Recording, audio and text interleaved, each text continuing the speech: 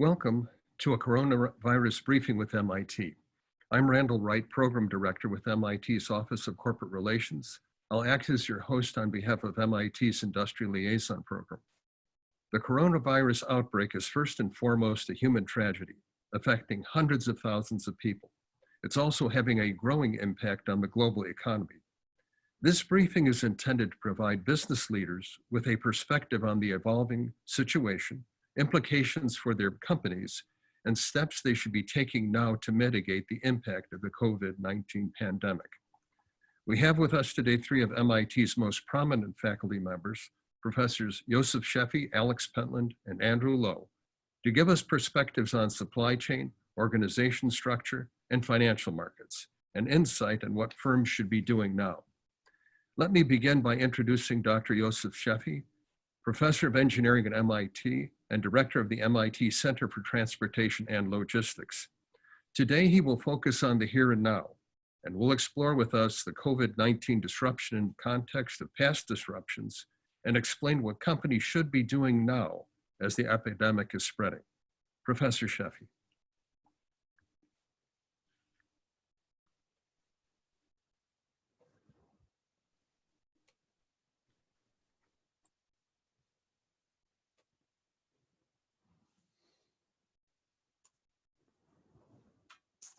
Hello, everybody.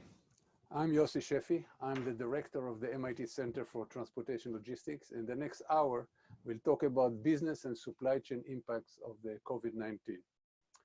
Of course, the first thing that people tell you is not to panic. And I'm not panicking because my computer is not working. So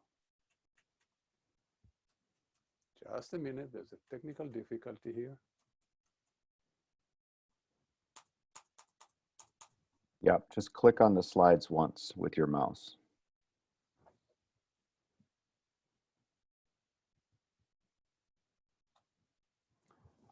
Okay, we got it back. So the first thing everybody tell you is not to panic, which of course is the reason for all the panic. But let's look at the whole disruption that businesses are facing here in the context of business disruptions in general.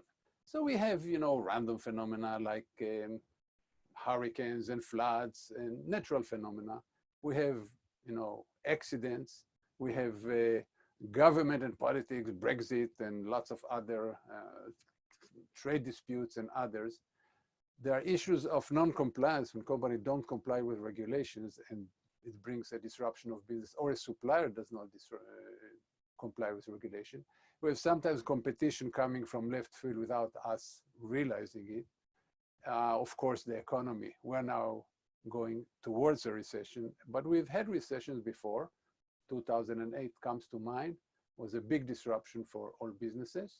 There's issues of social discontent when people are angry about using, for example, animals for testing, about environmental issues. There are, of course, intentional disruptions, be it strikes, be it terrorist attack. And finally, we're going to talk about pandemics. That's the subject of today. So in order to put it in context, let's look at some history of some pandemics.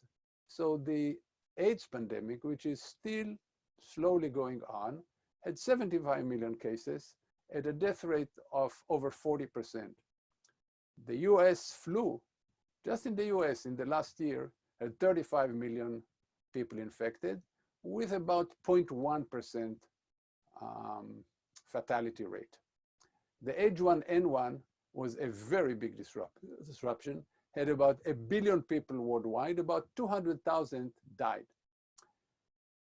The Ebola is one of the more frightening ones because of 2/3 of the people infected died. Finally, we're talking about the Spanish flu, which several people mentioned during 1918. About 1.2 billion people were infected, 60 million people saying 50 million, 70 million, nobody really know for sure, about 5% fatality rate. But the numbers were enormous. And this was what hospitals look like, and this is where mass graves were digged. So let's now talk about how pandemics work. And they don't attack the whole world at once. There's a first cluster going on, what we saw in China, it then dies down. Then we have another cluster starting and dies down, and another cluster starting. That's what it looks like today. And if we look at one of the dashboards, you see the clusters happening every day. Also, if you look at the lower right-hand side of the screen, you see the top line, the orange line, is infection in China. The yellow line that goes like a hockey stick are infection in the rest of the world. Italy and, of course, around Europe in general, and right now in the United States. Just to understand what is there's a lot of misinformation about the fatality ratio. So let me just mention it, that the problem is there are two types of, two ways to calculate the fatality ratio. The first one is for countries who were caught flat-footed.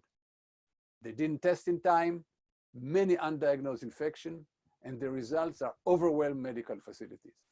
So this is what happened in Wuhan, in China.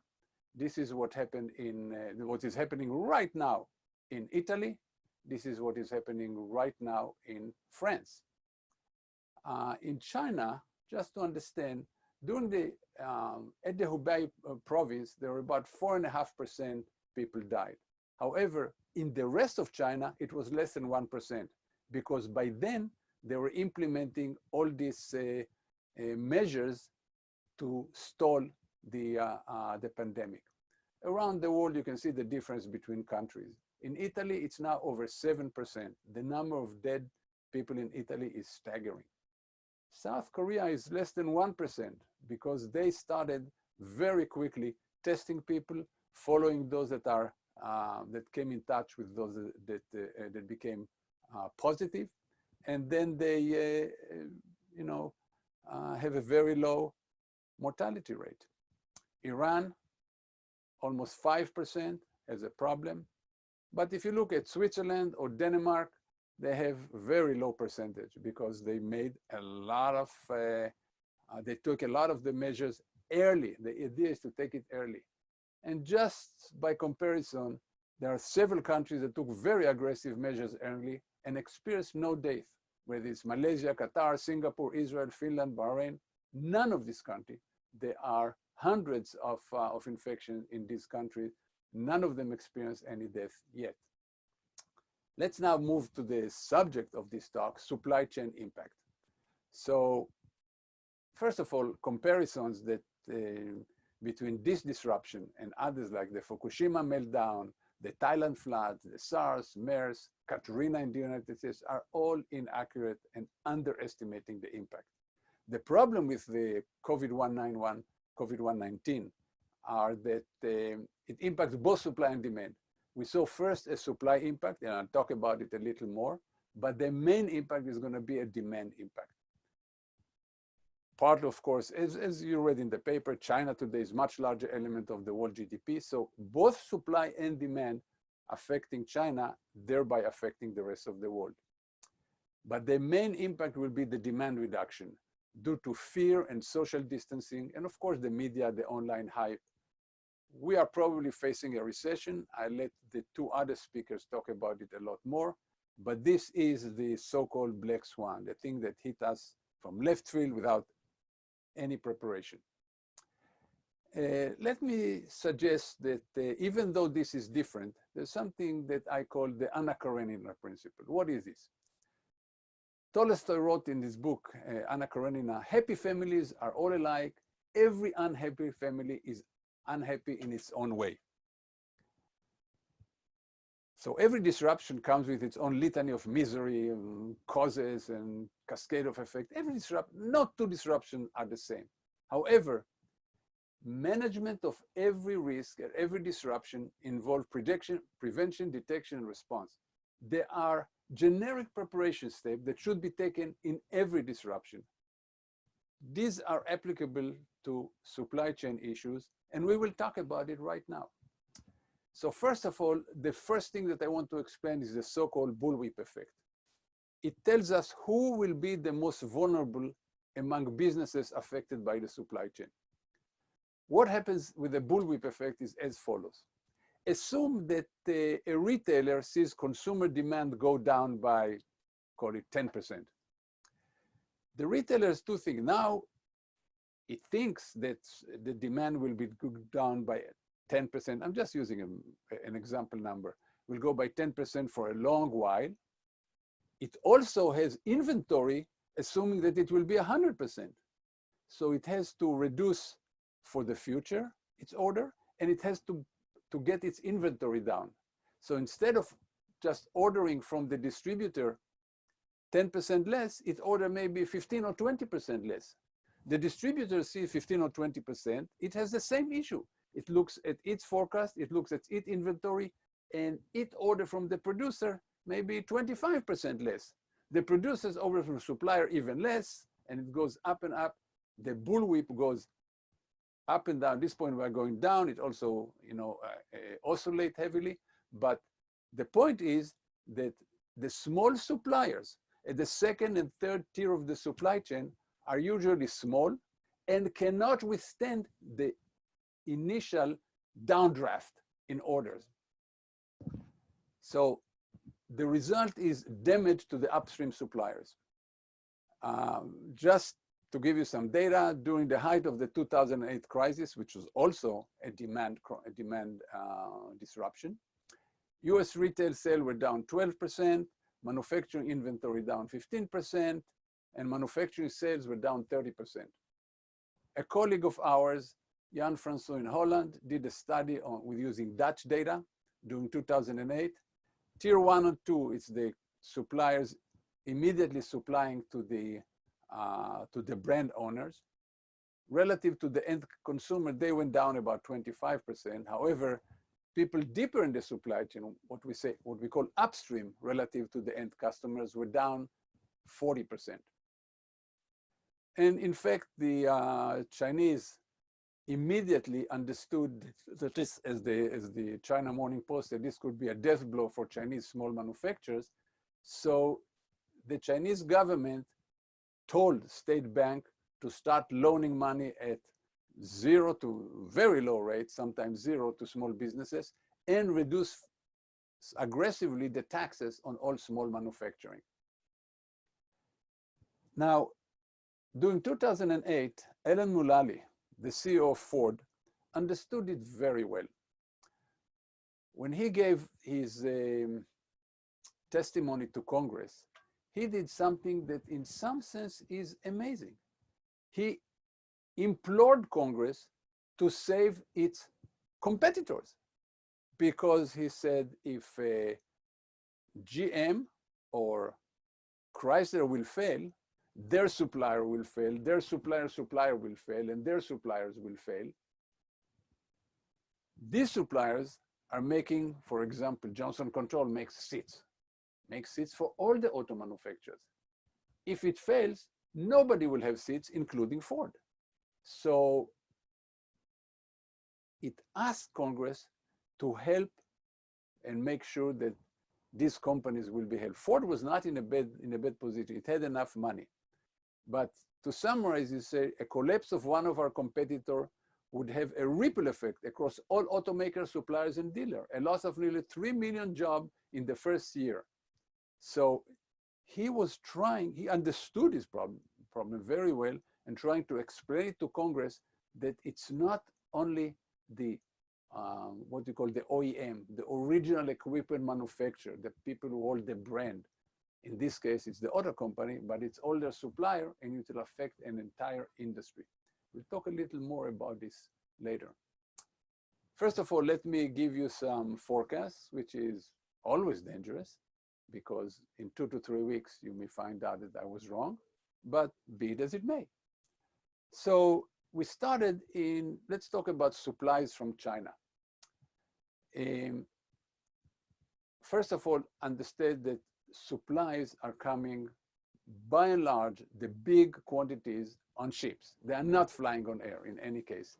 There's almost no flying, but this is not flying on air. It is coming on ships. So what happened is the following. In the Chinese New Year, there's all businesses in China almost grinds to a halt.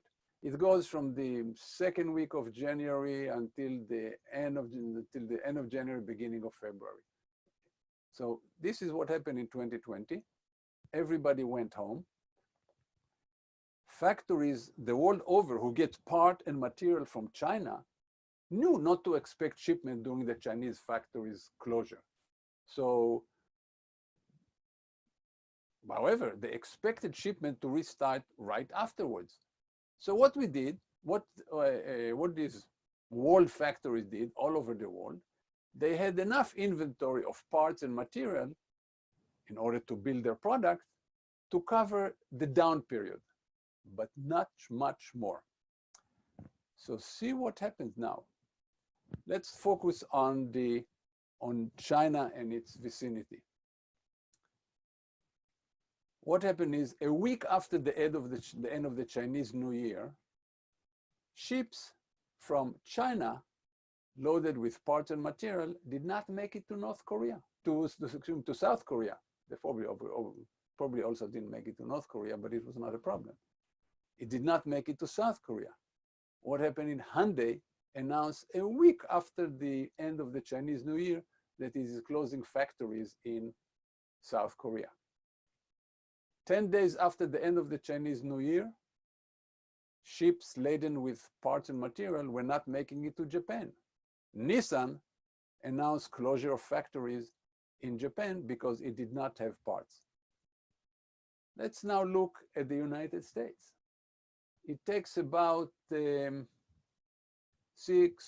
weeks to get from a factory of China to a factory in the United States. What does this mean? This means that if we take about the beginning of February, sometimes the end of March, first part of April, we are going to start having factory closures in the United States, whether it's automobile parts, whether it's cleaning supplies, whether it's aircraft parts, whatever. We're going to start, many others. We're going to start having closures and inability to make product in the United States for a while until the Chinese will start moving again. But remember, it will be not possible to fly many of these parts because we lost a lot of the air cargo capacity. Just for those who not realize it, most of the air cargo capacity is belly freight, what's called belly cargo, that flies in the belly of passenger aircraft. Most passenger aircraft are not flying to China.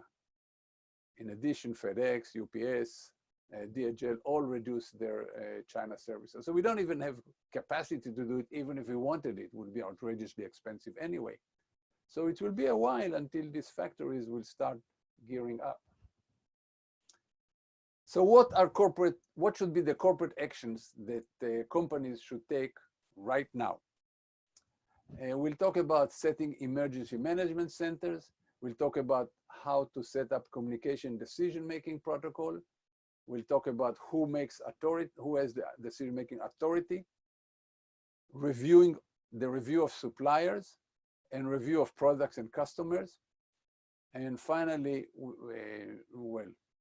the bullet point before last, we'll talk about one issue about finance that is tied to supply chain. Note that Andrew Law, my colleagues, will have a whole hour talking about financial issues in the context of the coronavirus. And the last one, we should plan for the recovery. We should plan for being able to get up and go at the end of this. And we'll just mention what should be done then. So first, let's talk about Emergency Operations Center. So the idea is, when you have a crisis, you want central information and decision-making function. You want the decision makers have all the information come to one place when people can talk to each other and make decisions. Now, the pictures that you see here are, or the illustration that you see here are probably not relevant for a coronavirus, because a lot of this, in case of the coronavirus, will be done virtually. But we need a central information decision making, and one can have people in a room like this, but spread them around, of course. In this type of emergency operations center, you have to worry about two things. You have to worry about employees. How do you take care of employees? And how do you take care of the business ecosystem? And in many ways, this should be two separate teams, because the mistake that many companies are doing this, one team looks at both, and you have to worry about both of them. Both of them are as important at the same time. When you talk about employees, you have to think about families, you have to think about children at home, you have to think about how to connect employees, continuity of pay. A lot of these issues have to be dealt by the HR team, basically tied to the emergency operations center. Of course, taking care of the business ecosystem is what we'll talk about later. How do you take care of customers? How do you take care of employees? How do you take care of suppliers, and so forth? And lastly, taking care of communities. Corporations operate in certain communities and have to make sure that they offer their services to the community. So for example, Google made its online tools for collaboration free for businesses for the next 3 months or so. Many businesses are taking similar actions, giving their stuff free to people so they can use during the, so they can keep business, family, relationship, collaboration going during this crisis. Just to give you an example, this is the Walmart Emergency Operations Center during a hurricane. You see people sitting next to each other. That's not going to happen now. They're going to sit far away from each other, but this is tied to all their system. On the screen, you can see what happens in every one of Walmart distribution center and stores and parking lot. And the information comes to this place. This is American Airline Operations Center, something similar. Let's now talk about crisis communication. Excuse me. How do you communicate what has to be done in case of a crisis? So, first of all, you must have ready communication for all stakeholders, which means know who they are, have all the emails, have everybody get on similar collaboration tools at this point, and so on. As I mentioned before, you have to worry about employees, you have to worry about customers, you have to worry suppliers, the media, shareholders, analysts, and the community. You have to communicate with them continuously. For example, MIT every morning sends to all its employees a message about what's going on and how life are changing, what is happening, what is not happening. This is something, and it's sent. Now, of course, MIT, everybody at MIT has an email address and text and so forth, and it comes on all channels. Important to speak with one voice. Just one person speaks about the crisis and what we are doing about the crisis. Of course, we have to decide who is in charge. We all remember after President Reagan was shot that Alexander Haig came on TV and saying, I'm in charge.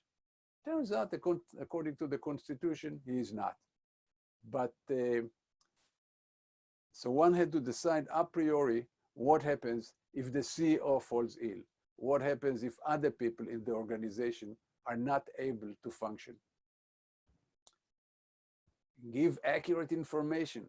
This is something that we all lament now in the United States, but giving accurate information, tell exactly what's going on. The one voice has to tell everybody exactly what's going on, not try to spin it, not trying to blame other people. Just tell the truth.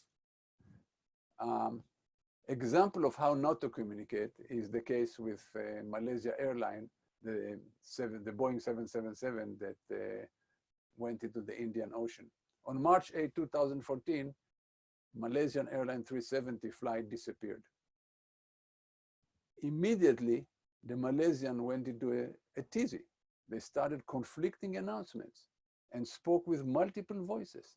See, the Malaysian Prime Minister was saying one thing, the Minister of Transport another, the Inspector General of the Malaysian Police, the Malaysian Air Force Police, the Maritime Enforcement Agency, Department of Civil Aviation, airline representative, air traffic control releases, all gave very confused information, and nobody had the trust of the people, and of course the grieving relatives. But also the whole aviation work tried to understand, all aviation world tried to understand what was going on.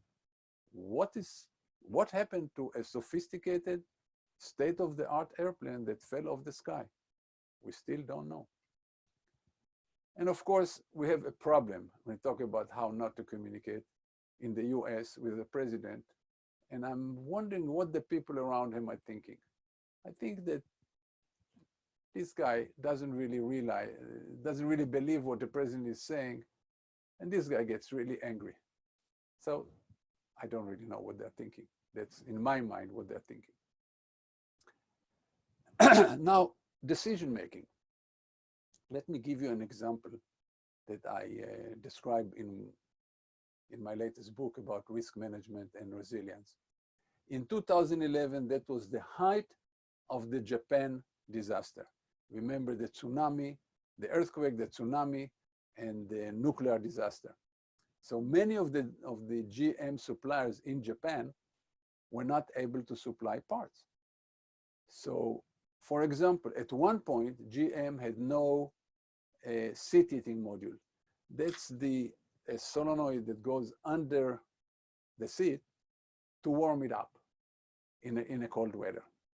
So they had no seating, couldn't get the part that hits the seat. So they had an emergency management center, of course, but they were arguing what to do. A vice president came in and made a decision. Build vehicle without heated seats. Well, turns out a disaster. The problem is that heated seats go with leather. So you build more cloth seats. So, but the cloth and leather mix affect the basic versus luxury model. So what happened is canceling the leather seat meant all sub-assembly and components that went into the seats became stranded in the supply chain somewhere.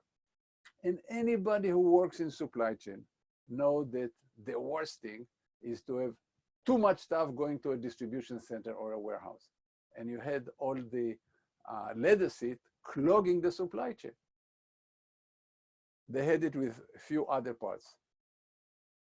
On top of it, you said you're going to build more basic cars with cloth seats, but dealers and end customers want what they want. They don't care about GM problems, and they're just not going to buy. So the idea is, now, of course, if you are an engineer or a supply chain professional, you know these things, and you will never make a decision like this.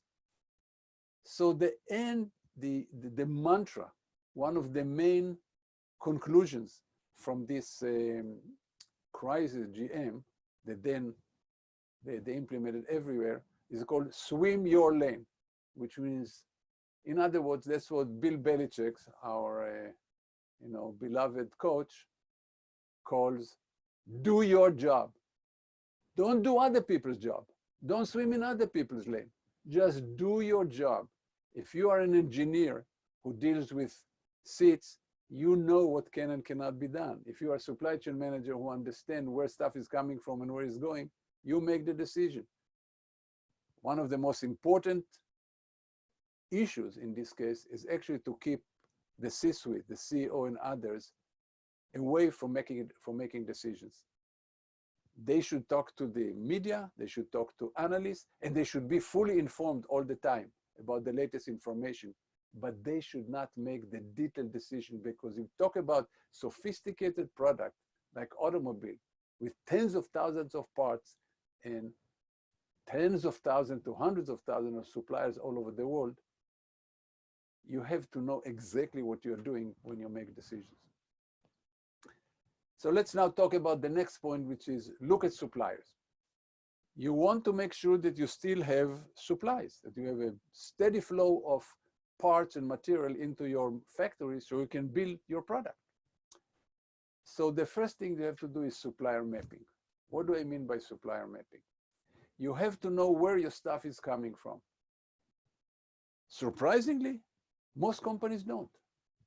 What they know is who the supplier is, and they know where the headquarters of the supplier is, because in the SAP system or other enterprise resource planning, what you have is the address of where to send the check when the supplier send you stuff. That's not what you need. You need to know where the supply plants are. Are they in Wuhan? Are they in South Korea? Are they in Northern Italy? Where are the plants of the supply? Not the fact that its headquarters is in Luxembourg or Switzerland. This does not help you. You want to know where the plants are so you know if they'll be affected. Next thing, you have to know about each one of these plants of the suppliers. What do they make? What parts do they make that goes into your product, and how critical these parts are? What I mean how critical, there's a lot of things that go into this, but can you build your product without this part? Do you have two other suppliers of this part in other parts of the world who can make it? Also very important is which product do these parts go into and which customers need this product. So now you have to think about the next point, which customers are served. That's very important. You want to decide, let's say you don't have enough, you have to decide which customers should be served. And before we talk about inventory level, we'll talk later about what to do when you don't have enough supply and how to decide about which customer to serve. But you have to check inventory level, not only in your warehouse or plant, but at your suppliers and their suppliers. Who has inventory? Who can keep building parts and sending them to you? Capacity, are they working at full capacity? Are they working at 80% of the capacity or 50% of capacity? This will give you an idea of how many parts and how much material you can expect to come into your manufacturing facilities. And you want to have what we call visibility. This is not something new. Most companies are trying desperately to get visibility into their upstream supply chain. What's coming into them? I mean, you know what you're sending out to your customers. What is much harder is to know what's coming into you. Surprisingly enough, even though every consumer, when it gets a FedEx, UPS, USPS package, can follow the package and track it, most businesses cannot. Most businesses cannot follow something from a factory in China all the way on the truck, on the rail, on the ship, go to a US port, go to customs, goes on the rail, goes on a truck, and get to their plant. It's very hard to follow this, as it turns out. We can talk about why. A lot of people are investing in it, it's a lot of money, it's getting better. The problem is what happened to the second-tier supplier? What happened to the stuff that has to come into your supply? Can they know what's going on? Can you know what's going on, even though if it's not coming to you? That's what we talk about when we mention visibility. And there's a lot of work on this with Internet of Things, with new sensors and new capabilities. What to watch for? Okay, lots of things to watch for in case of a disruption. Supplier may degrade quality. They may be under pressure. They want to serve you. They need the money. And the stuff that they build does not have the same quality. They use material that's not approved. Have to watch for it. Late delivery. They promise to send on a certain date. they just can't. So deliveries will be late. That's why you want all this visibility. A huge problem is fakes. When there's not enough supplies, when supplies dry up, companies start looking everywhere for alternative suppliers, for alternate suppliers. Lots of new suppliers suddenly come online and on the internet, and they offer fake stuff. They may offer used chips, for example, that may be repainted and sold as new chips, but they'll fail as soon, soon after you install them.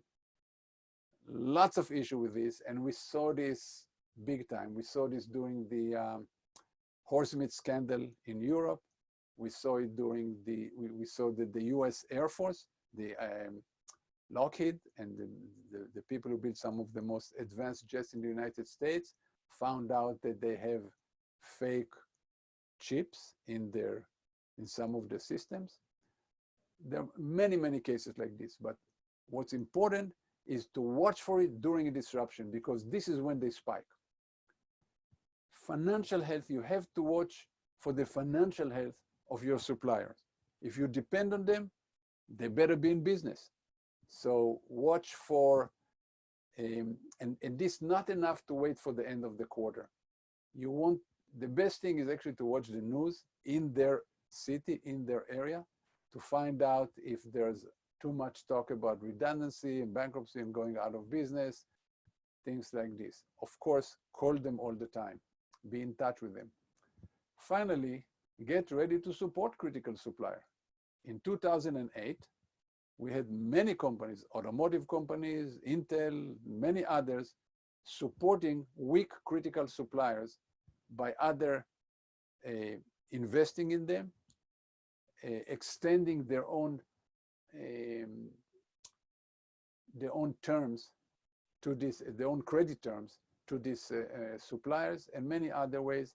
But the important thing is make sure that critical suppliers don't go out of business, because then you go out of business. You cannot build stuff. Think about it. Now, there are several problems with the supply chain structure. This is what a supply chain structure looks like. On the top, you see OEM, original equipment manufacturer. Let's assume that this is Ford, Chrysler, GM. So the first problem is opaqueness. Companies actually don't know who is the bottom tier or the top tier of the supply chain. So if you look at the OEM, imagine General Motors, it's know who its tier one supplier here. Let's assume that one of them is, we say Johnson Control, makes seats. The seats is going to GM plant that assemble the cars. But into Johnson Control, there are companies who make all kinds of parts for the seats. So this will be the heating modules that we talked about before. And upstream in the supply chain, there are lots of suppliers who make screws. And these are, by the way, when you go into automotive, there's special screws that are actually regulated and heat treated. But they sell to all the auto companies. And the OEM doesn't know who is selling to them, where the stuff is coming from. You know, if the OEM know who its tier one suppliers are, some of them would know tier two, but many tier one in many industries would not reveal who the tier two are. And it gets to be very opaque when you go upstream in the supply chain. So the first problem is it's very hard to know even what to watch for. The second problem is that could be vulnerability of an entire industry. For example, it could be that unbeknown to all these three top original equipment manufacturers, they all depend on, for some parts, on one supplier at tier three. They don't even know who they are. We call it a diamond structure in the supply chain. Examples like this was in 2012, a factory, Evonik Chemicals, it's a factory in Germany, blew up. It supplied over 50% of the automotive needs, of the world need for automotive, what's called plastic 12. It's a certain type of plastic that is very resistant to corrosion, to to fluids, to a lot of other stuff. It is 40 to 50 pounds of this is used in every car around the world. It was a disaster that almost brought the entire automobile industry to its knees. Turns out the industry, to its credit, got together, all the competitors got together under the guise of the automotive industry group and in Detroit, brought together a lot of other chemical manufacturers, DuPont and many others, who started making this stuff. So the auto industry did not come to a halt. I mentioned before, what do we do if there's not enough supply? So if you have limited supply, you can do several things. You can allocate the goods, you can auction them, you can dilute them, and you can shape the demand. Let's talk about every one of those. Let's talk about allocation. Excuse me, let me.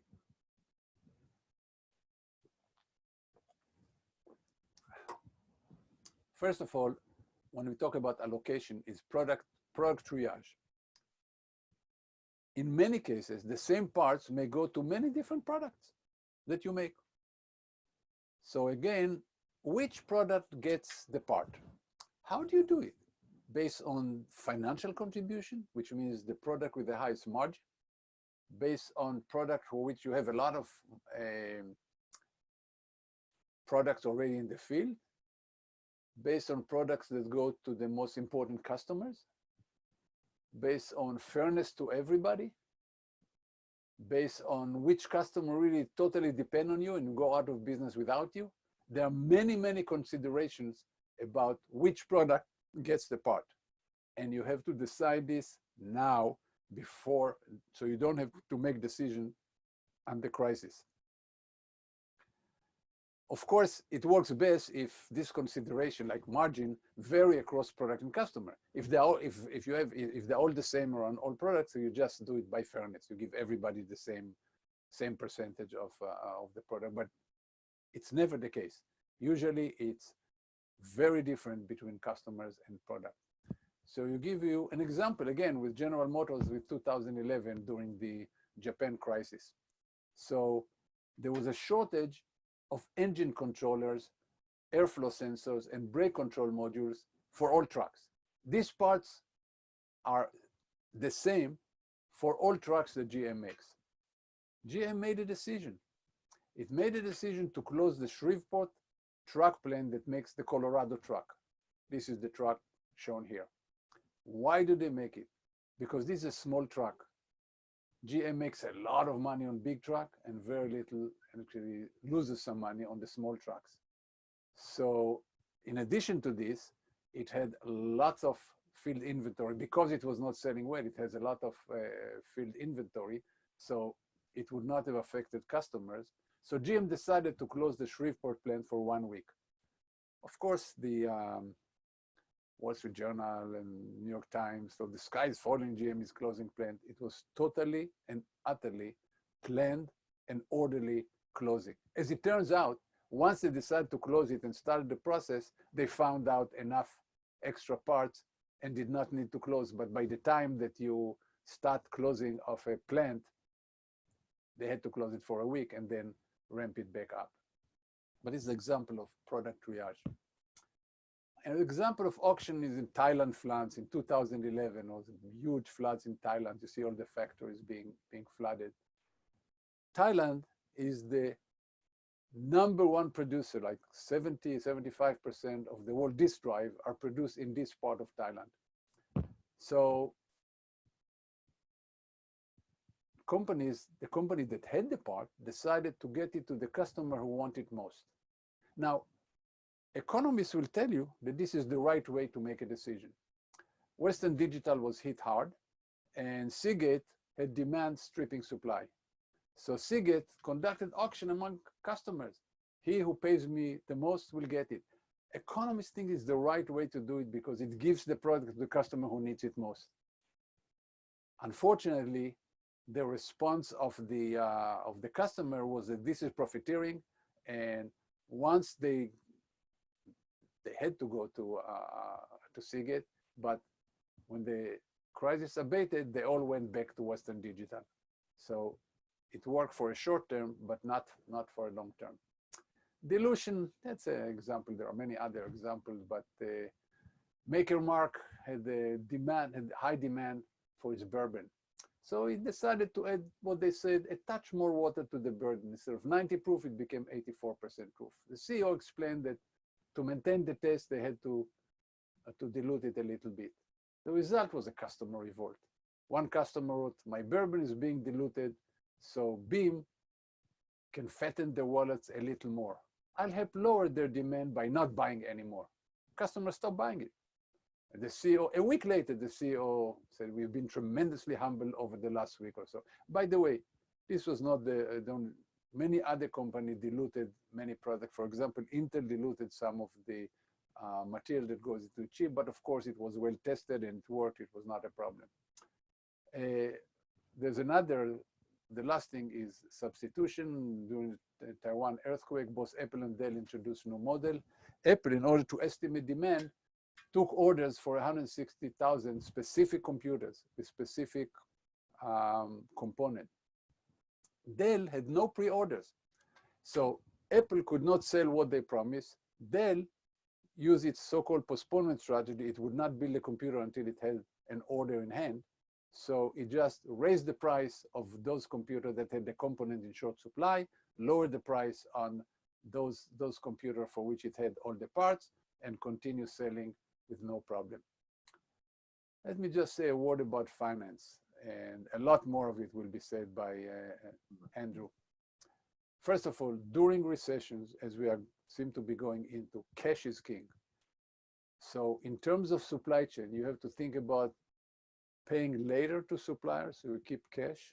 You have to try to get earlier payment from customer once you send them the product. You have to reduce inventory. There's a lot of cash tied in inventory. You have to delay any capital investments. And of course, when you increase the time you pay suppliers, watch for the health of supplier. You can do it with some suppliers, not with the weak one. Of course, make sure you secure credit line and start thinking right now about the recovery. I will not talk more about it because Andrew Lowe will talk more about finance. But let's talk about planning for recovery. So the idea is to keep expertise in-house.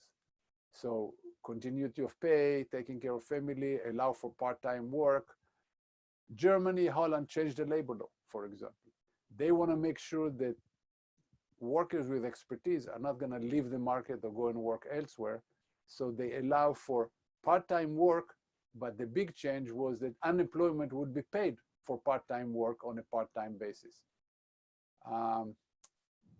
And then let's not forget, a crisis is a terrible thing to waste. And it's opportunity during a crisis for tough business decisions. It's an opportunity for reorganization that you always wanted to do, but there was a lot of resistance within the organization. There's an opportunity to cut non-performing products and customers under these circumstances.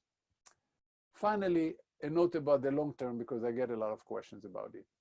Will more companies move manufacturing procurement onshore, out of China, out of elsewhere?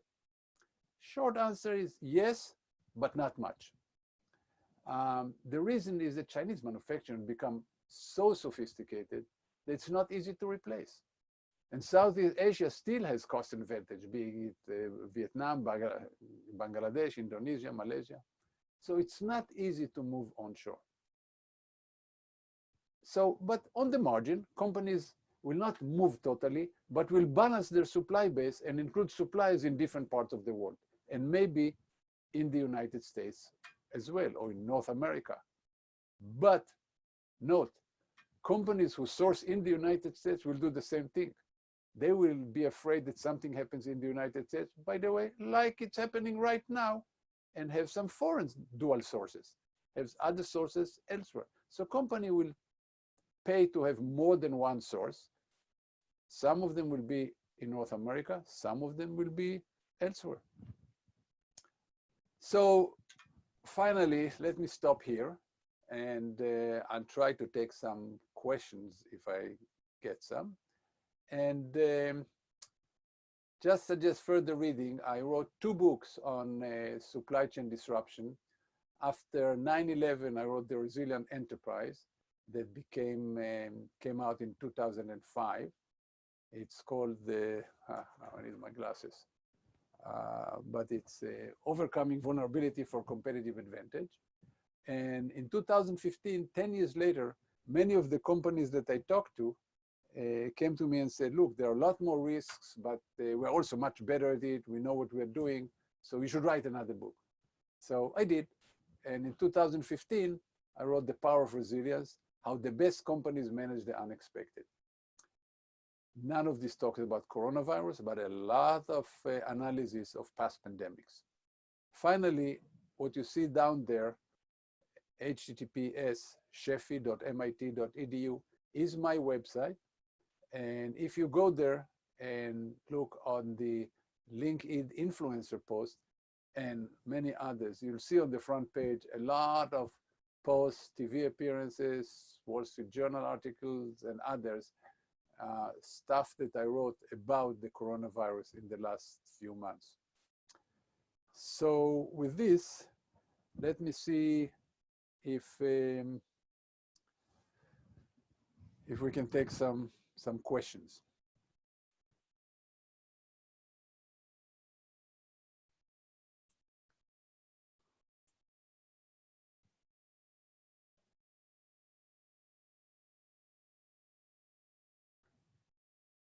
Okay, there's a question from Solomon, who say, we've been pushing decentralization and pushing decision-making to the lowest possible for quite some time. Are we scraping all this with the move to centralization in a crisis? Good question. Many companies have been decentralized and moving decision-making down. And by the way, it's absolutely the right thing to do, especially in a crisis. But let's separate between 2 things. Let's separate between the information flow. We have to focus the information and focus high-level decision-making. But the idea, if something happened at the low level, this is particularly important, not for this type of disruption. In this case, it's worldwide.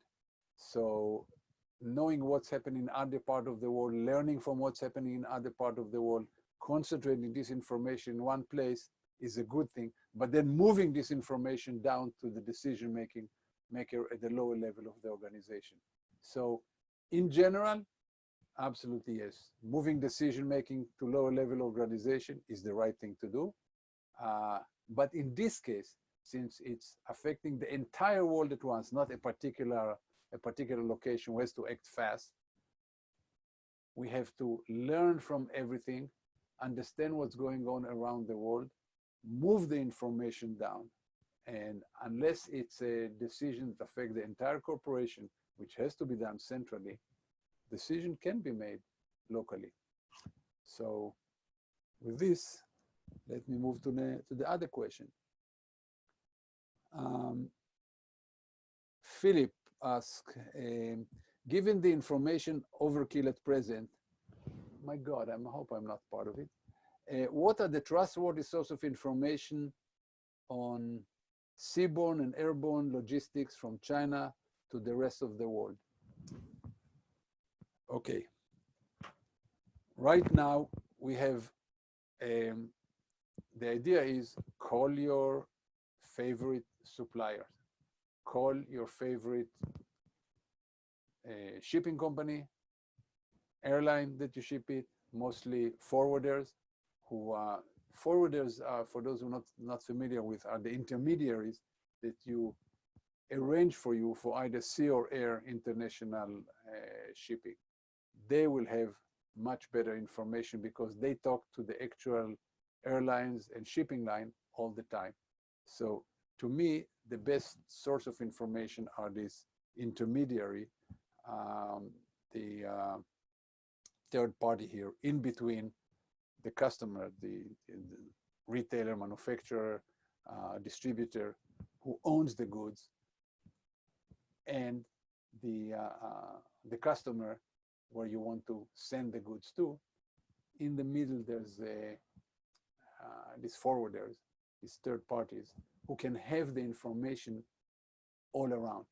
So my guess is that this will be the source of this information. Okay. Unfortunately, I'm going to sign off now. I'm going to get off this now because I want to finish 5 minutes before the hour, because we have to clean up the surfaces, and I'm sitting in a very small, closed, audio booth, and we want to clean it up and we want to air it out before the next presenter comes. So let me stop here and invite Sandy to come in and follow me. So thank you very much. Go to my site.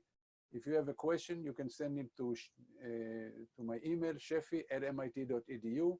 My site has more information, shefi.mit.edu. Thank you very much for listening. Goodbye.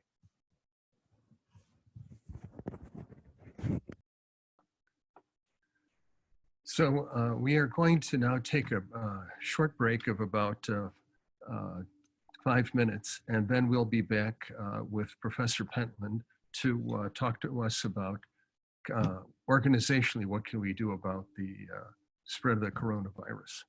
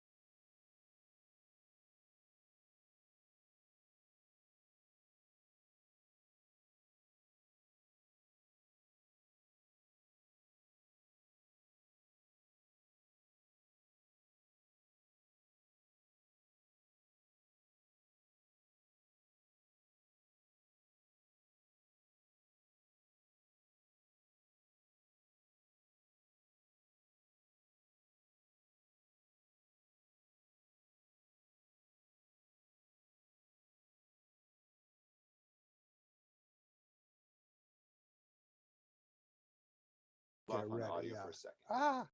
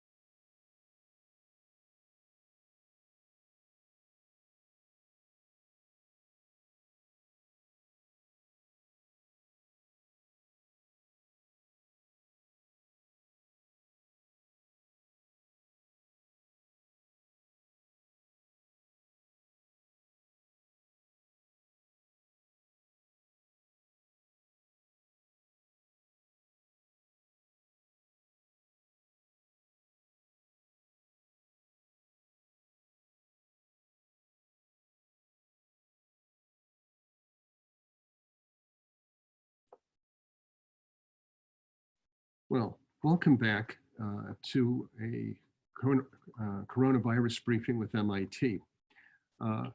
Just a few items to mention before we continue with Professor Pentland.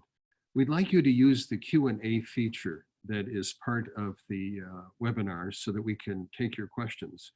And a recording of this briefing will be available on the web page that is the Industrial Liaison Program Office of Corporate Relations webpage for this coronavirus briefing that you can access. Individuals with high centrality are most at risk for contracting coronavirus. That means executives, especially ones in corporate headquarters.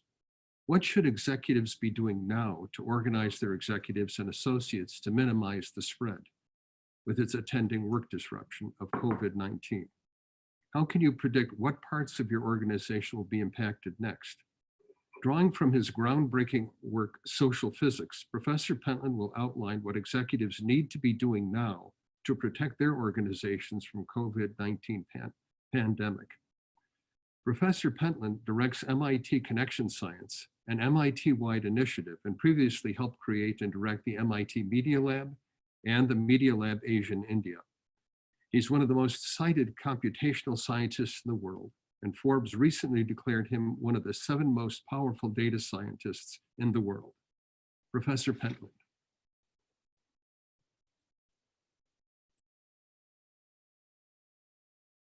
Working. Get my little presentation up and going here. See if we can do all this. Is that working? Yes, no?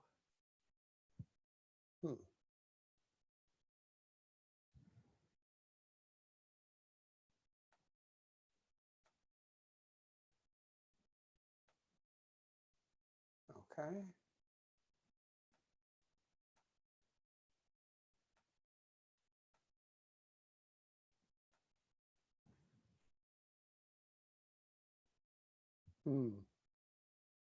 Okay. Maybe someone wants to come in here and give me a little help because it doesn't seem to be doing.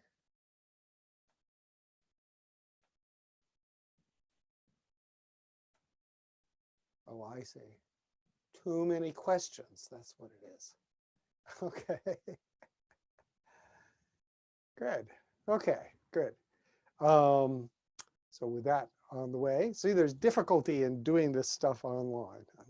We're all just learning.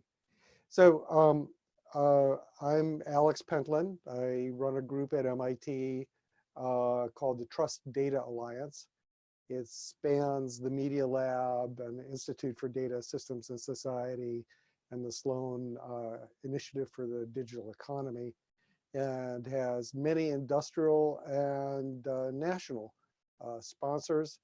And it focuses on analytics for your organization, blockchain-based data control, AI on distributed data, and more.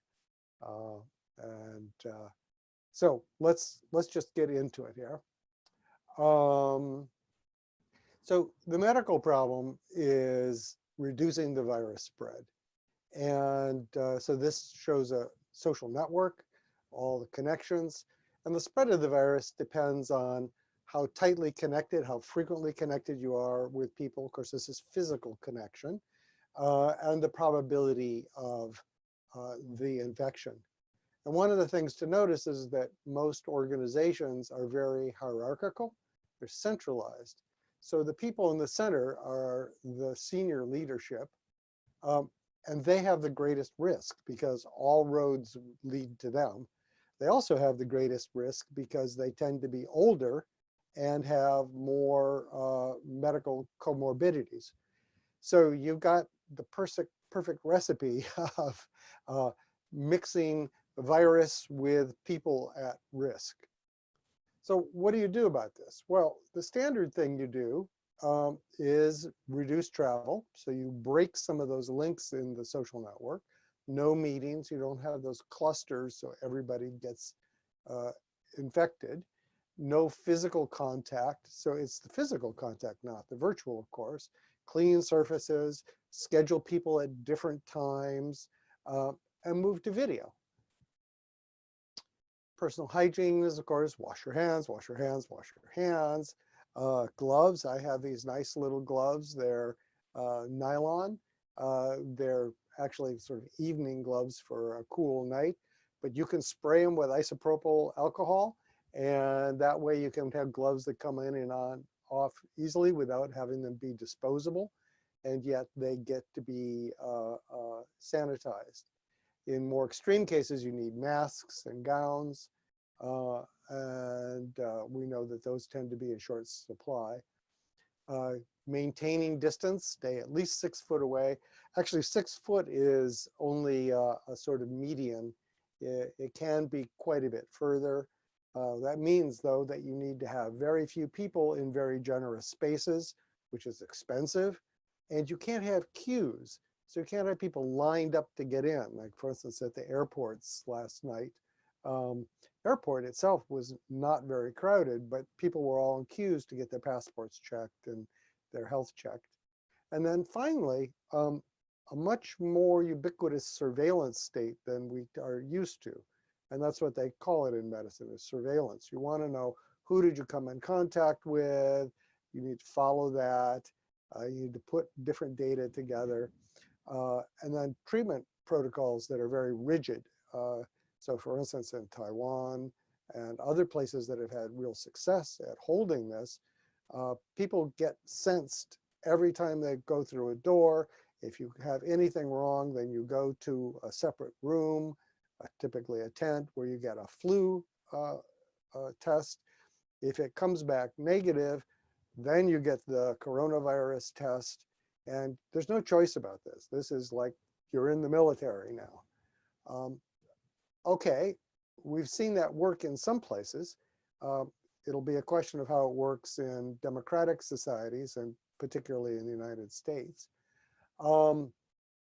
The real problem from this, from a business and organization point of view, is that information spread and virus spread are very, very similar mathematically and how they happen.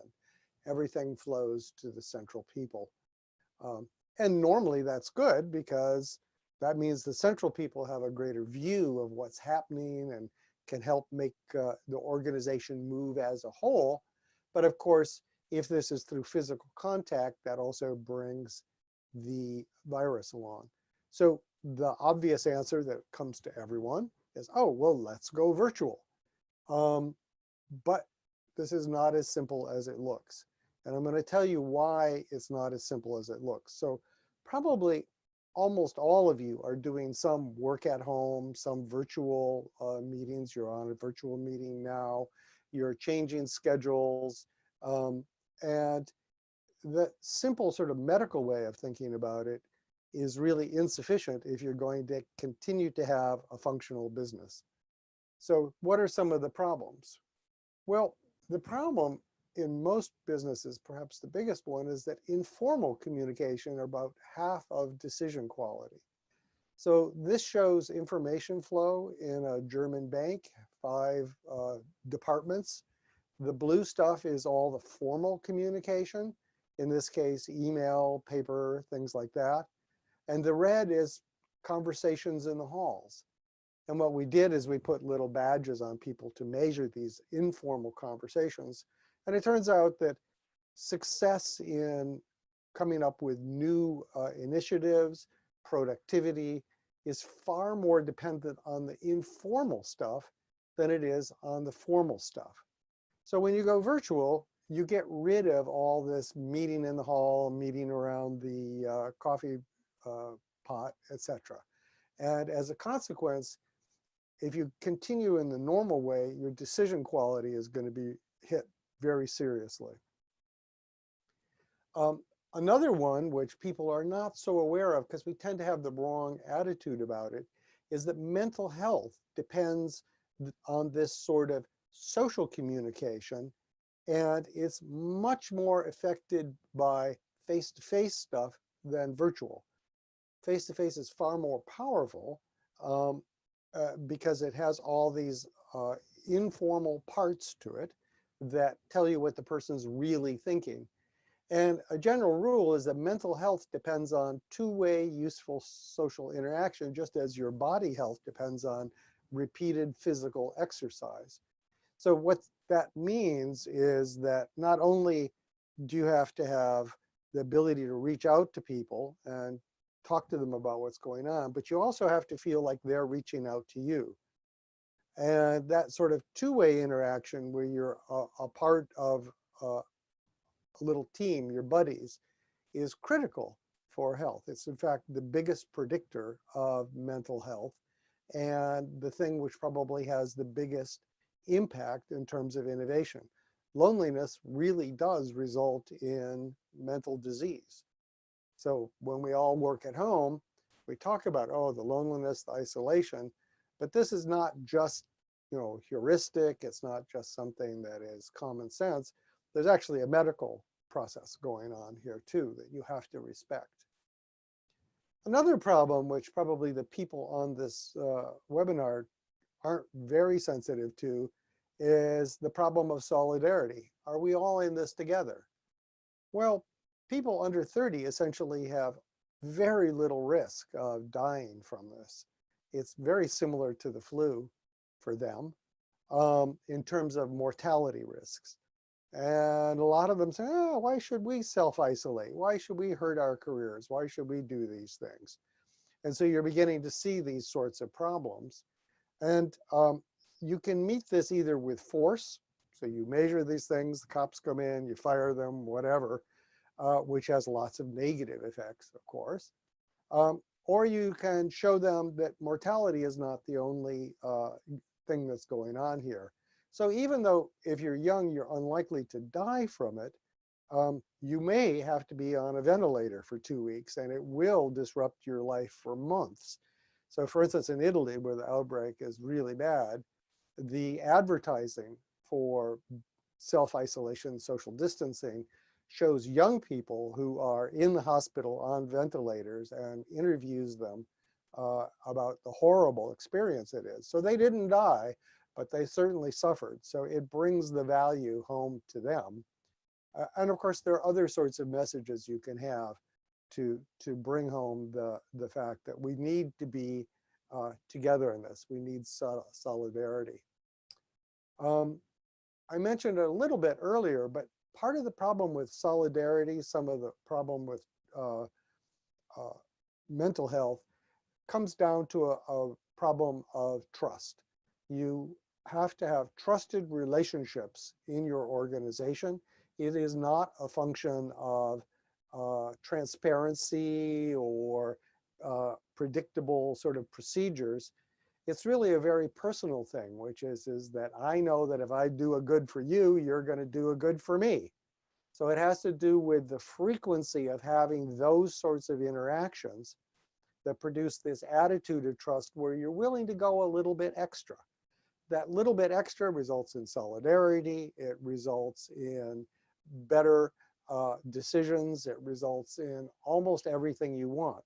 So you need to somehow have these interactions between pairs of people, not the group, pairs of people that are valuable to both of them. And so encouraging that is tremendous. Also, if you're going to change behavior, which you need to do rather drastically in this case, by far the best way to do that is through these personal trusted relationships as opposed to monetary incentives or rules or speaking to a group. So social incentives where, for instance, a group of people, their friends, are rewarded for all helping each other is a far better strategy than just making a rule or having penalties. A final problem that we forget all too often is that facts don't change behavior. Daniel Kahneman, the fast and slow thinking, the nudge thinking, makes the point that about 5% of our thinking is rational and the rest of it is automatic and habitual. And that automatic and habitual is most of what we do. It's the problem here. And strangely, our rational mind really doesn't communicate with our habitual mind. So think about how hard it is to stop smoking. Think about how hard it is to do many sort of habitual things. That's why social pressure, social context is so important, because that's essentially where this intuition system one stuff comes from. People tend to do what the people around them are doing. They want to fit in. And so making it the social norm is a far more powerful way to change behavior than giving them the facts. So in summary, normal procedures have really serious problems. No contact hurts decisions, mental health, trust, solidarity. Personal hygiene is really hard because facts don't get into our habits very easily. Also, many workplaces have inadequate facilities for this. There are no wash basins every 10 feet. So you have to get in a crowded space, a bathroom, to be able to wash your hands. Well, that's sort of self-defeating. Maintaining distance, it's expensive, it's real estate, it's rent. It's often impractical because you're servicing machines or helping fix things or something that's physical that requires that humans be close to each other. You can work on that, you can schedule things differently, but it's not as easy as it sounds. And the ubiquitous surveillance and rigid protocols is very much anti, not just the sort of democratic sense of things, but the sense of young people in particular, where you know, they're worried about Google and Facebook and data being everywhere. And so this really is a sort of nightmare where you have the robot overlords watching people, and people will react poorly to that, shall we say. So you really want to involve people in the decisions, be transparent, let them know, and yet you have to be able to accomplish these things. So the bottom line is this is one of, they call a wicked problem. It's one that doesn't have a solution. You somehow have the flow of ideas necessary for organization, and that is fighting the flow of virus, which is necessary for health. And both of those are fighting mental health and trust and solidarity. What are you going to do? So the key thing is what you often do in business is you have to maximize one, minimize the other, and maintain a certain level of interaction for mental health and trust. So it's not just do this, like the medical recommendation. You have to balance these things. And to balance them, you have to measure them. And you have to measure them continuously. So for instance, for the idea of information flow in your organization, you have to keep track of how the conversation, the information, the decisions are flowing versus the information infection flow, how the physical contact and exposure is happening, and then try to balance them. You can also try to lower the cost of decision making. Like for instance, secret voting is an example of that we use in our government. Voting on something secretly reduces the cost of stating an opinion. So in a meeting, you might have a secret voting point rather than asking, does everybody agree? If people can express themselves without the social cost, you get a very different dynamic where people feel like, well, their voice matters, and it's not just the loud guy that carries the day. This particularly matters online because it is much more the case that online, the guy with the loud voice carries the day. So people begin to feel alienated, their opinions aren't heard. You only have infrequent interactions, there's no informal ways. So it's a step in that way. Another is idea markets, the idea that you can post ideas and you can win brownie points or money or other sorts of things for having good ideas, and people can upvote them and downvote them. It's not a super great way to actually make decisions, but it's a pretty good way to get things out there, to discover stuff that's happening, to hear concerns, particularly if it's done well, where people feel that they're actually being listened to. There are some online tools to help these. So for instance, you can look at all of the Zoom and telephone and email paths in your organization, all these flows of ideas that you currently have, and not look necessarily at the content, but are people talking to each other? So this is a graph of an organization that shows that some of the employees are not engaged. Some of them are really, groups are very cohesive, which is fine unless it's physically cohesive. Some things, the communication depends on a single person who may not have an official role. They're the connective tissue. And usually organizations aren't even aware when they have these sort of bottlenecks. And then some groups are just not talking to each other, which is going to result in bad things. So my lab does spin-offs in this area. So this is one that generates these sorts of data to help you manage silos, bottlenecks, isolates. And whoops, go back. And there are competitors to this, of course, but you might want to take a look at it to get an idea of how you can keep a track of the idea flow as well as the physical flow. Another thing that we've been able to do is have little apps on people's phones and be able to map in real time where there's crowding and where there's risk for infection. So this is the MIT campus. You can see that there are certain places that stand out as being dangerous because they're highly crowded. And this just happens. You get queues, you get jams, everybody decides to do it at the same time. But if you can make people aware of this, then they can take personal action to minimize their risk.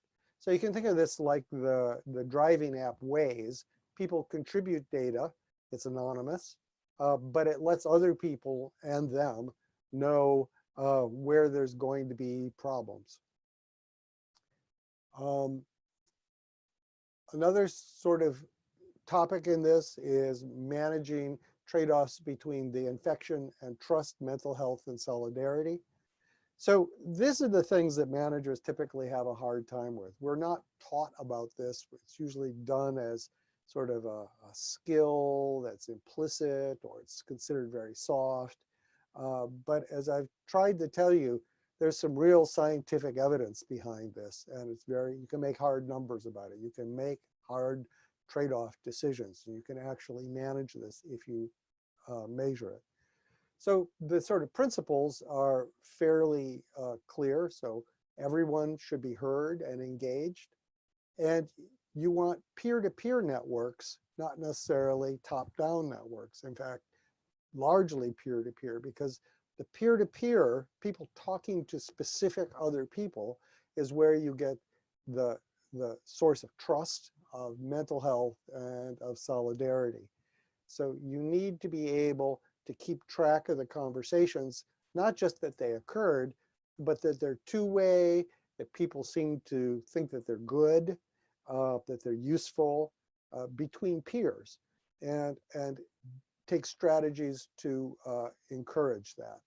So an example that I like is some companies have peer rewards. So if people in your work group once a week give votes to other people in the work group, and the person for doing a good job, for being healthy, helpful, that sort of thing.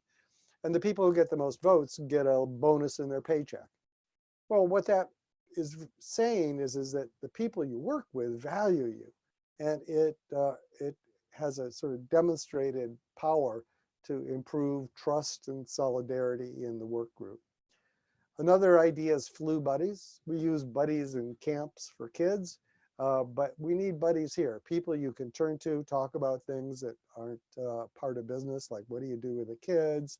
How do you keep yourself clean? How do you, what's going on? You need people to really sort of share with, and having specific people assigned to be helpful.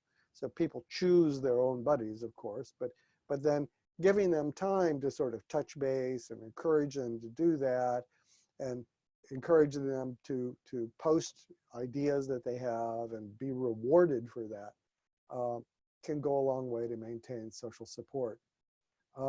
Motivate changes by making personal risk clear. A lot of the messaging is stuff that misses the younger people entirely.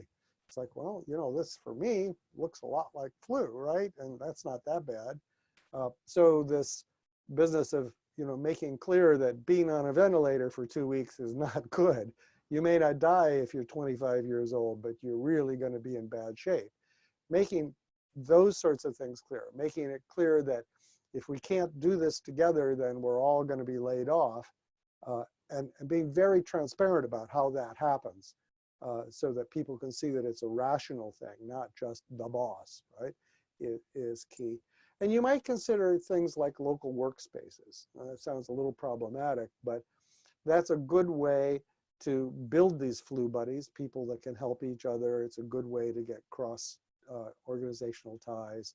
Obviously, they have to have social distance and things, but you can have broader spaces.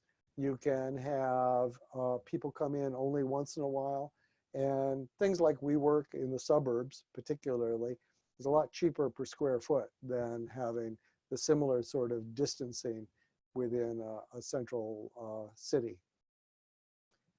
So other things you can do, this is another spin-off.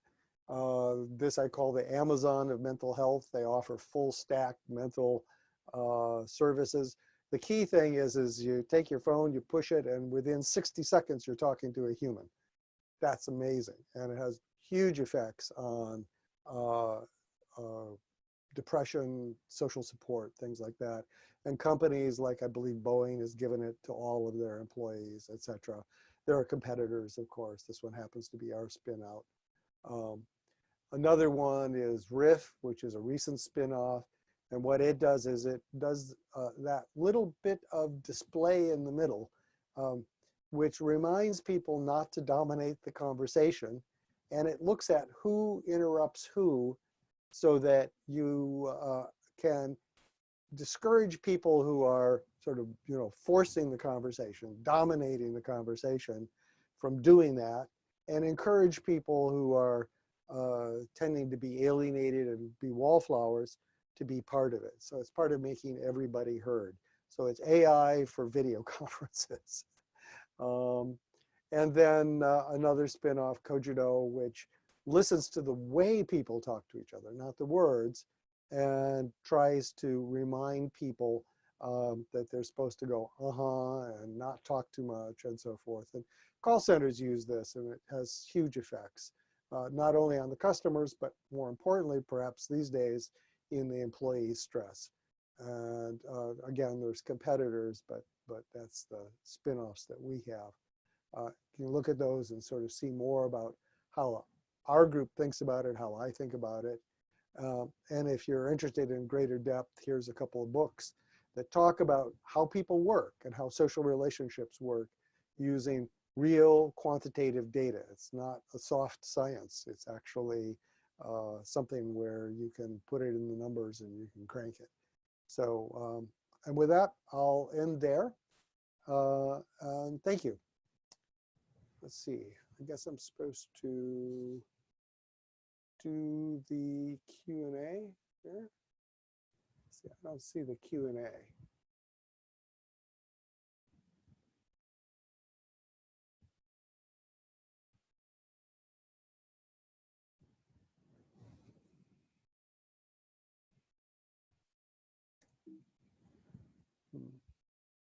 Randall, you want to help me so I can see the Q&A? Because it's not coming up.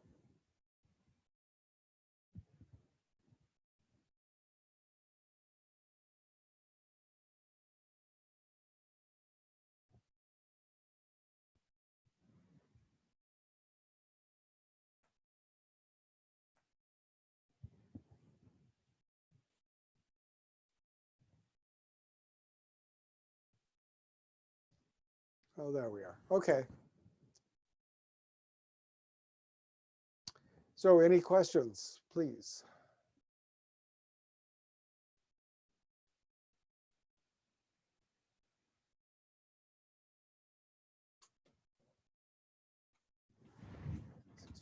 Start with these. Were any of these or? These are the two Okay. coming so far, and we'll have more coming. Okay, great. So now we're working here. So question, are we saying one-on-one Slack communications are not as effective as water coolers? Absolutely. Not even close. So water cooler things tend to be things that are a little more private, so you can open things up. You get to see how the person feels about it. You can see their facial expression, their body language, whereas that all goes away on Slack. So Slack is good for frequency. It's good for sort of ease in small groups, particularly. But you lose a lot, and that loss has to be made up with other things. So you can't just have Slack. You have to have Slack plus these other sort of reward mechanisms. You have to manage the social graph so that everybody gets included. You should have social rewards for behavior change, for building camaraderie among people, and so forth. Another question is, what are the ideas for creating an informal socialization experience? I think there's a lot of different ideas out there. For instance, watching movies together, like Mystery Science 3000, where you do it on Zoom, movies on Zoom, everybody can talk to each other, so you can make snarky comments. That's a sort of interesting thing to do. So you can recreate a lot of that. And as a business, you should reward people for doing that. You should give them tools to do that, encourage them. Like I said, you can also do things that are sort of limited social things. Like you can actually have local places that are very small meetings, say in the hometown of a couple people. And you can have a lunch meeting where you arrange that the distances are large, and that's probably okay, right?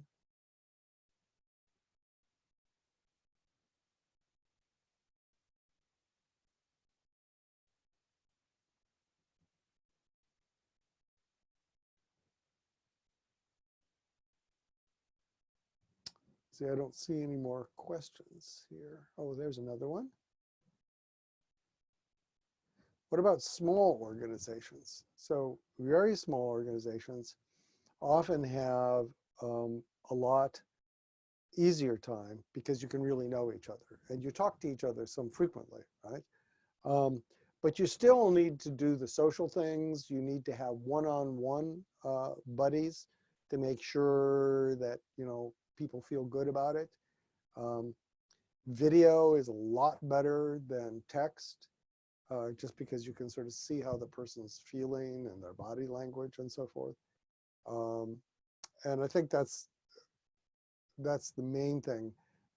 Small organizations tend to not have a lot of bandwidth to actually institute these new procedures.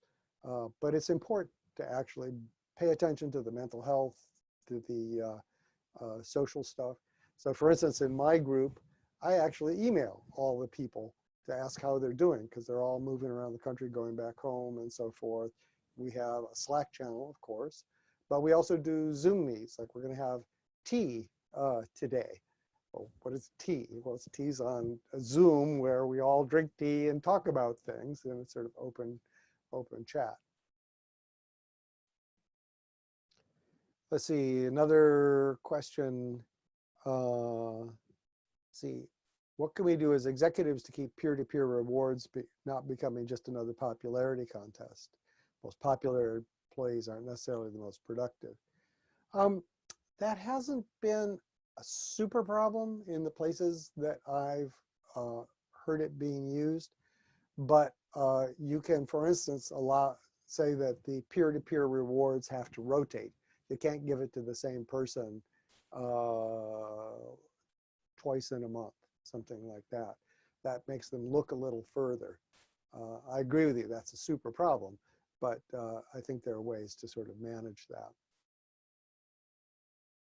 How does a company culture evolve in a virtual environment?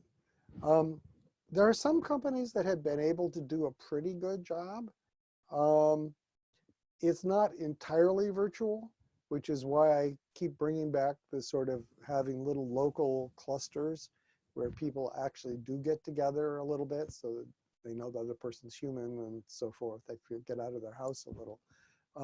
Even though that's a little more dangerous than the virtual, if you manage that correctly, it'll be very valuable to people. The companies I know about that are able to do this have these mechanisms, like they have group activities, they have peer-to-peer rewards. They pay real attention to inclusiveness, getting everybody to be heard, and they use a lot of tools to be able to do that. And there are plugins to Slack and things like that, and Zoom to do that.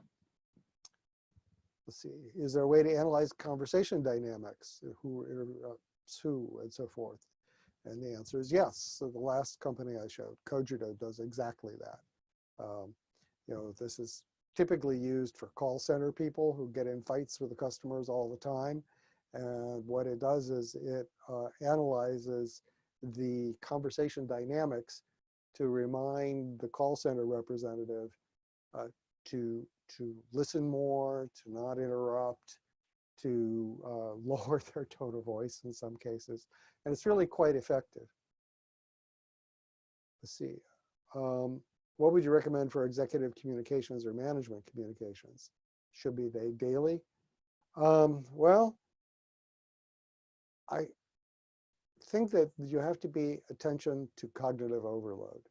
You need to put in a new way of operating. That's going to be a little bit experimental. You might want to focus on one thing at a time as soon as you can get to that level of new structure, so that people don't have, oh, I've got these 6 things and my job to do, which is what all of us are experiencing right now. You know, if you get one thing that's a management thing that says, you know, we'll pay for having local space, right? Please, you know, suggest here. That'll get people to sort of think about it. But you can't have 3 of those in a row. So you have to be a little bit paced in how you do it. You have to also be somebody who is seen as trying to listen and help. And as hard as it is at this point, you probably also have to put out a little money to make some of these things happen. So people have the right equipment at home so that they can give little rewards to each other, things like that. Question, how would you address the culture that the employee isn't working unless the employee is at work? Seems remote work is discounted. Well, that again has to do with the engagement of people and people feeling like they're being heard. You know, you could have check-ins, like for instance, in agile software development, everybody has a check-in at the beginning of the day. They say what they're going to do, and then they go off and they do it. And then the following day they say, it worked, it didn't work. So everybody spends a little bit of time describing what are the problems, how are they going to do it, getting suggestions from others. That way you build some of the cross links too. I think that that's, things like that have to happen. Another way to do it, of course, is if you can quantify things, that often helps, because you can have little thermometers about how well people are doing. You have to be careful that you don't shun people or embarrass people using things like that. So it really wants to be positive.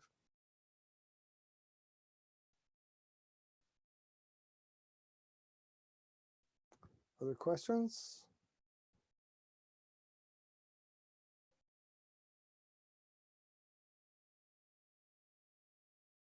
Says, will COVID case change people's future social communications to rely more on IT, or will it not change people's preference? I think it's going to change people's preferences for sure. One can certainly see that big conferences are likely to change, that the idea of going into the central city will become less frequent. You have more distributed organizations. The software tools, things like blockchain, things like AI, support having very distributed structures now. You don't all have to be there. But there's a long way to go before it feels comfortable and it really, really works. So, you know, you could look at this as an opportunity too, because we've been talking about going virtual for 30 years. It hasn't really happened.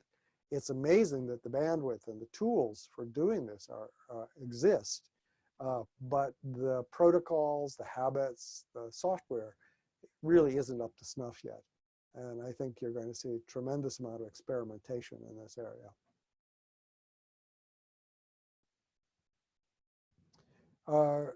So question, is there evidence that video conferencing is better or worse than phone conferencing? Does the video help communications? And the answer is absolutely, much better.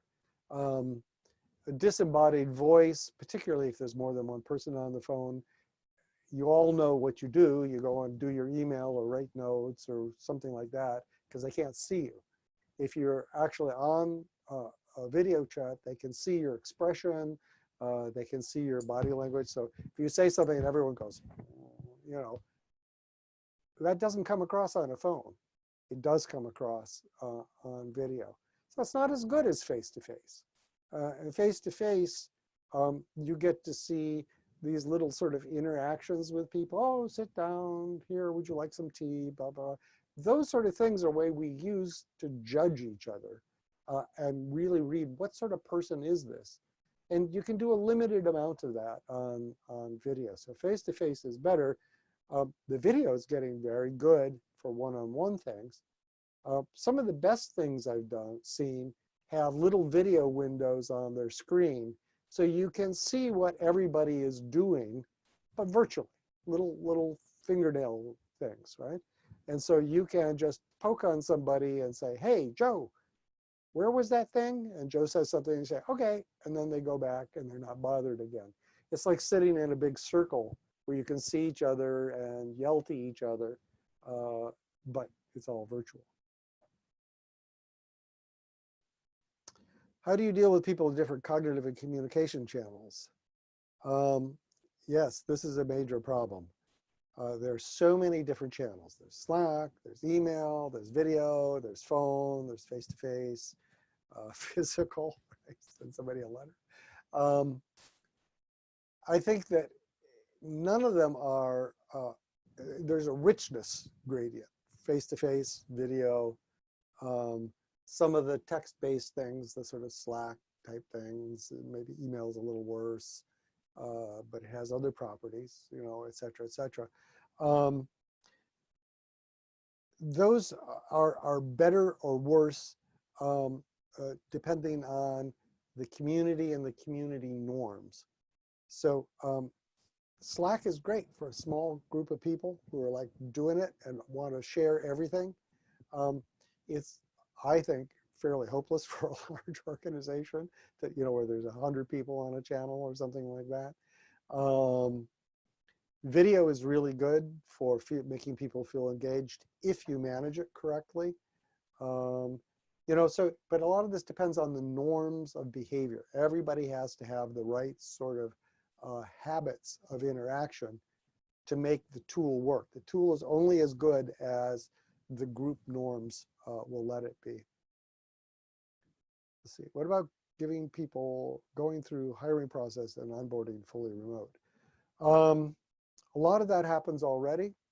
I don't see any good reason why it can't continue to be going remote, going virtual. So you have groups of people talk to folks. You have a trial period where you work remotely, see how that all plays out. You know, that's going to be different. There's going to be different norms. But if your work is virtual, then the onboarding is virtual too, I guess. Right? Will leaders need to reset culture once isolation is over? So I'm sure that what will happen is that the norms of behavior will change. So things won't reset to the way they were a couple weeks ago. They'll reset somewhere between where they're going to be in a week and the way they were a couple weeks ago. You're going to see a lot more virtual than you ever thought you would. Part of that has to do with real estate prices and cost of travel. But, you know, the COVID thing, it's not clear how it's going away. We may need to manage it continuously. And if it's not that, it's going to be another one. So in terms of caution, we need to be able to think about how we build structures that are not only resistant and resilient to fiscal economic shock and political shock, but also this sort of shock. And we've been very lucky in the last long period of time that we haven't had these sorts of shocks. But historically, they're fairly frequent. And they're huge because we didn't understand the processes. So the Black Death and the 1918 so-called Spanish flu and so forth. Or they've been quiet, like for instance, HIV/AIDS, where it didn't disrupt businesses because it was sexually transmitted and because it propagated fairly slowly, although completely. So, you know, we've been lucky. We need to be resilient to this in the future. So we're not going to go back completely the way it was. Let's see. Here's a fellow who has an interesting question. I run the vessel traffic service for LA and LB, which is an organization that can't be done remotely. It's akin to a 911 call. 3 people are on watch all time and rotate desks. Any ideas? Well, gloves, masks, disposable gowns. That's what doctors do, works pretty well. Wipe down things, that's what doctors do, works pretty well. The situation you have is not as bad as being in a hospital where there's a bunch of sick people around, right? And you're intentionally exposing yourself to it. But having the sort of hazmat gear, think about it, like for instance, if you were in a fab plant, chip fab plant, you would wear really high-end fab gear for gloves and respirators and things like that. I don't think you need anything like that, nor do you probably need the sort of thing that doctors do. But you need to have a protocol where people put on gloves, like these gloves, where people perhaps wear lightweight masks. You don't need the 2.5 sort of super grade things, and where people have you know, a disposable coat or reusable coat that they put on and wipe the surfaces down. You may have to redesign some of the surfaces to be wiped down correctly. Things don't have to be disposable the way the medical guys do it. That's sort of crazy. But you have to, you know, at the end of your shift, have a way to take them off and soak them in alcohol, dry them, and they're there for the next shift. So it's sort of like people who are painters or work with hazardous material.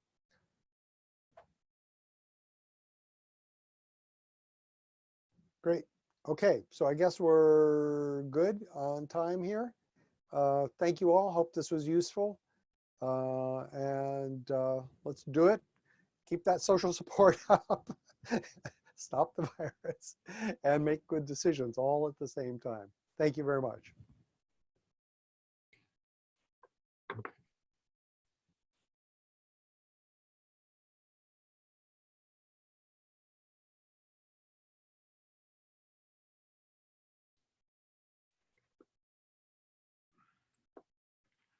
So we are going to take a short break now, and then we will return with Professor Andrew Lowe.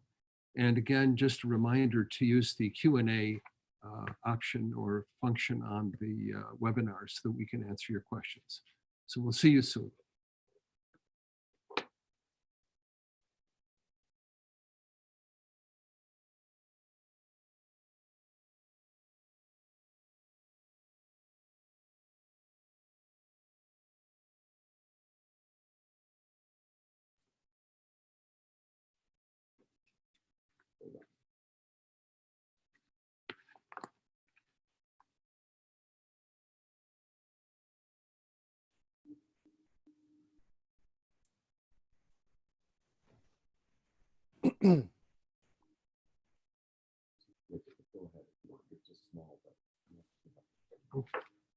Well, welcome back. Can the actions of central banks limit the economic impact of the coronavirus? Are financial markets predicting a global recession? Professor Lowe will address the changing global economy since the outbreak of the coronavirus, its impact on global financial markets, and what executives need to watch for as the coronavirus crisis plays out. Andrew Lowe is the Charles Z. and Susan T. Harris Professor at the MIT Sloan School of Management, Director of the MIT Laboratory for Financial Engineering, a Principal Investigator at the MIT Computer Science and Artificial Intelligence Laboratory, and an affiliated faculty member of the MIT Department of Electrical Engineering and Computer Science. He is also an external faculty member of the Santa Fe Institute and a research associate of the National Bureau of Economic Research. Professor Andrew Lowe. Hello, everybody. Thank you very much for joining this webinar on the financial implications of COVID-19. I want to start by thanking Randall Wright and the MIT Industrial Liaison Program for sponsoring this webinar. And I want to thank Yossi Sheffi and the Center for Transportation and Logistics for hosting this event. Last but not least, I want to thank Arthur Grau for helping to arrange all of the logistics, and who'll be mediating some of the polls that we're going to do today. So by way of full disclosure, I want to say that I am no expert in epidemiology or virology. And so my focus is going to be really on trying to understand how the financial markets are reacting and how we need to be thinking about financial markets in light of the COVID-19 pandemic. So with that in mind, I want to start with a bit of a summary of the perspective that I bring to this as a finance faculty member here at MIT. And that perspective really has to do with the fact that we have a very different paradigm that we need to be using right now. And that paradigm has to acknowledge the fact that traditional markets and traditional financial frameworks are really limited in how they approach this particular pandemic. The framework that we know and love is not wrong, but it's incomplete. And it really comes from the physical sciences perspective of economics, which definitely has some value, but it really doesn't capture the entirety of what we're seeing. And in particular, the traditional framework is fine in a stable environment. Under things like the efficient markets hypothesis and rational expectations, stable financial policies make perfect sense. But in a dynamic environment, you need to have dynamic financial policies, and that's what the adaptive markets hypothesis is about, and I'll tell you a bit about that in just a few minutes. The point is that the current environment is highly dynamic, and we really have to adapt to those changing market conditions. You know how politicians are fond of saying that is the economy stupid? I've often thought that that should be changed to point out that actually it's the environment that really drives behavior and the various kinds of market dynamics that we see. And the adaptive markets framework that I'm going to tell you about provides a way for us to think about how to respond to all sorts of challenges in our environment, including COVID-19. So let me start with a little bit of background and talk a bit about what investors really want and what they're afraid of. To begin with, what do investors really want? I'm going to use an example that I give to my first-year MBA students. And the example has to do with looking at 4 different financial assets. Now, I'm going to ask Arthur to do a poll right now and ask all of you online to choose one of the 4 investments that I'm going to show you. I'm not going to tell you what the investments are or even over what time period they span, but these are 4 financial investments that have rates of return that look like this. $1 invested in the green asset turns $1 into $2 over this unspecified multi-year investment horizon. The red line turns $1 into $5, more rewarding, but way more risky. The blue line turns $1 into $8, way more rewarding, but way more volatile. And the black line somewhere in the middle.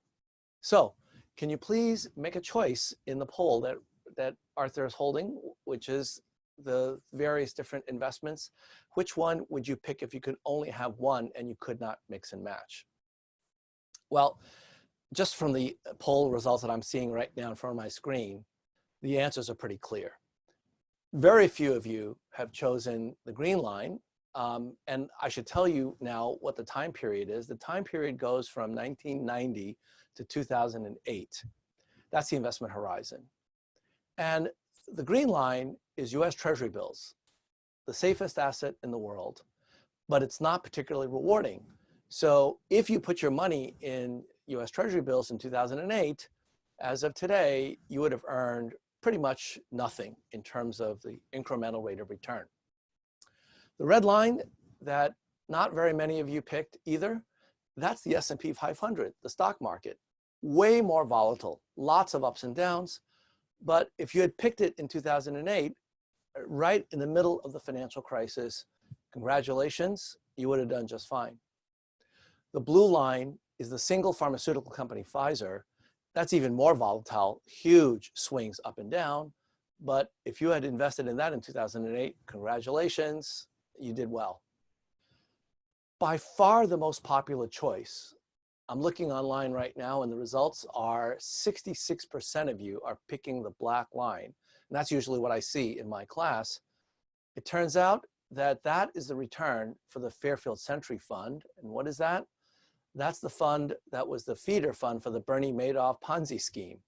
So if you had picked that, like many of the unfortunate victims of that Ponzi scheme, you would have lost everything. Now, I use this example to illustrate something about human nature. All of us are drawn to investments that have high yield and low volatility. And in finance, we have a term that captures that phenomenon, and it has to do with something called the Sharpe ratio, after William Sharpe, professor at Stanford, who won a Nobel Prize for his work in this area. The Sharpe ratio is simply the excess return of an investment above and beyond T-bills divided by the risk as measured, in this case, by the standard deviation. So it's the reward to risk ratio, and investors love high Sharpe ratio assets. So before the Ponzi scheme blew up, if you calculate the Sharpe ratio of the 3 assets beyond T-bills, you can see that Pfizer and the S&P 500 have Sharpe ratios about the same, a third. And the Madoff Ponzi scheme, before it blew up, had on paper a Sharpe ratio about an order of magnitude higher. And that's what drew all of the victims to this unfortunate disaster. So that's what investors want. We want high yield, low risk, high Sharpe ratio investments. What are investors afraid of? Well, you probably know, given what's going on in the market, we're afraid of loss. But more than loss, what we're afraid of is the unknown. And I'm going to give you another investment choice in just a minute, so be ready to respond. Imagine that we have an urn that contains 100 balls. Now, you can't see inside the urn, but I'll tell you right now that there are 50 red balls and 50 black balls. And you and I were going to play a game. And the game is this. You're going to pick a color, red or black.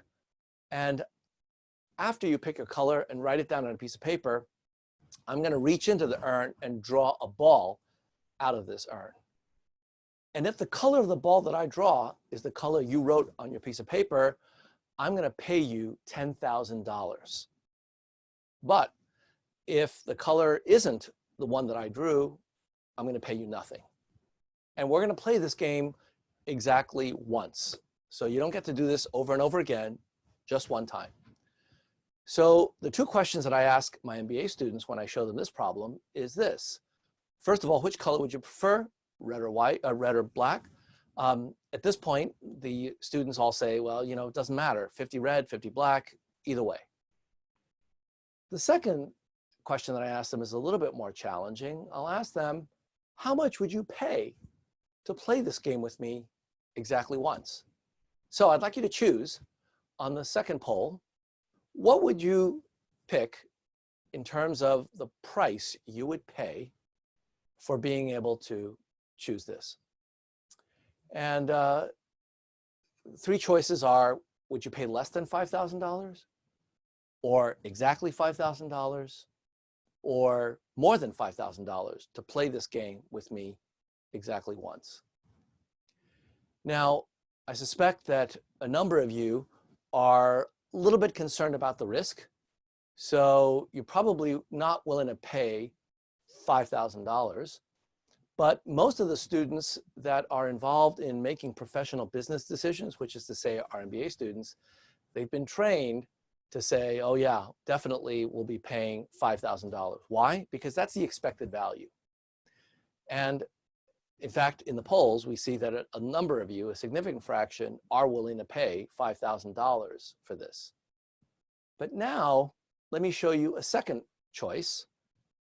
A second choice is earn B, also 100 balls, but in this case, I'm not going to tell you what the proportion is. It could be 100% black balls, it could be 50-50, it could be 100% red balls, anything in between. And I'm going to ask you the same two questions. We're going to play the exact same game. You write down a color, I pick a ball. If it's your color, I'll pay you $10,000. If it's not, I'll pay you nothing. In this case, how many of you would pay less than $10,000 for this one? How many of you would pay, how many of you would pay less than $5,000 for this one? How many of you would pay exactly $5,000? How many of you would pay more than $5,000 for this? Well, it's interesting. In this example, a lot fewer of you are saying that you would pay $5,000 for this. The thing that's weird about this example is that this second example has exactly the same odds as the first one. Now, you might say, wait a minute, how do you know that? Because there are no odds in the second example. Well, I told you that it could be 100 red balls or 100 black balls or anything in between. And if you don't have any reason to think that it's any one particular proportion, and you average over all the possible proportions, what you get is 50-50. And so the expected value of this is $5,000. But students, even professional business students, are not willing to pay nearly as much for this earn as the previous one. And when you ask them why, they'll tell you it's because, in this case, I don't know the odds. Even if I try to convince them that the odds are the same, they still say, well, I believe your mathematics, but it doesn't feel right to me. What they're saying is that the behavioral reactions to uncertainty, the unknown unknowns, is really significant. Investors don't like risk, but they really hate uncertainty. And in economics jargon, those two words, which most people consider synonyms, are actually not the same. Risk is meant to represent the randomness that you can quantify, like a standard deviation of 20%. Uncertainty is the kind of randomness that you cannot quantify, the so-called unknown unknowns. And that's what's going on right now. COVID-19 is one of the biggest unknown unknowns that we're dealing with. I'll come back to that in a minute. But the bottom line for all of these considerations about what investors want and what they fear is that there's a trade-off between risk and reward. And so let me show you historically what that trade-off looks like. Using data from 1928, so we're talking about a very, very long period of time. If you go down the list and just look at all of the expected returns that are generated by these 4 different asset classes, and then take a look at the risks that you're bearing, you see a pretty clear relationship. The higher the risk, the more the average return. So stocks, for example, which is the most risky as measured by standard deviation, SD, stocks are generating a return on average historically of about 10% per year. Corporate bonds, 7%, but lower volatility. US Treasury bills, safest asset in the world, even lower. And that's really the risk-reward trade-off that finance professionals focus on.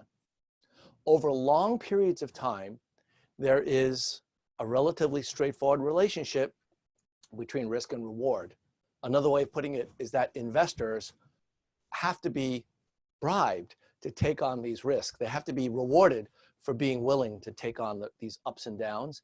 And so risky assets generally have to pay more in terms of their average returns. Now, that makes a lot of sense in the long run, but the problem is that if you look at the short run, that's not the case. Here's a graph that I think illustrates that principle, and in a minute I'm going to ask you to take a poll for this as well. So there are two lines drawn here, red line, blue line. The red line represents the volatility of returns over 5-year rolling windows. So I'm using data from 1926 all the way up to the present, but I'm doing it using 5-year chunks, calculating the volatility of the US stock market during that 5-year window. And then I'm also going to calculate the average return of that stock market during the same 5-year window, and that's in blue. So red is volatility, blue is average return over the 5-year window, and then I'm moving it up by a day, and I'm calculating the same things, and then another day, same thing, and another, and another, and another. And using these 5-year rolling windows, I'm graphing risk and reward. By eye, what do you think the correlation is between these two lines? I just described to you in the previous slide that the higher the risk, the higher the reward. So take a look at this graph and tell me how many people think that the correlation between the red line and the blue line is greater than 50% or equal to 50, 25, 0, negative 25, or less than negative 50%. Now, correlation, remember, is a number between minus 100%, plus 100%. Positive numbers means things move together. If it's 100% correlation, things move in lockstep together. And negative correlation means that things move in opposite directions. Well, I'm seeing that from the poll, a number of you are picking up on the fact that, you know, this looks like it's negatively correlated. In fact, those of you who picked the last choice, less than negative 50% correlation, you're correct. It turns out that the correlation between the red line and the blue line is minus 60%. Now, clearly, that result is driven by a number of extreme episodes. And it turns out that we're actually living through one such episode right now. So let me now turn to the present day and give a bit of a market recap of what's been going on over the course of the last few weeks. I'm going to show you a graph of two quantities. One is something called the VIX index, VIX. And the VIX index is a forward-looking measure of volatility. To be precise, using option pricing theory, it is a formula that calculates what the market thinks the volatility is of the S&P 500 index, broad-based index of US stocks. It looks at what the volatility is implicit in options prices on the S&P.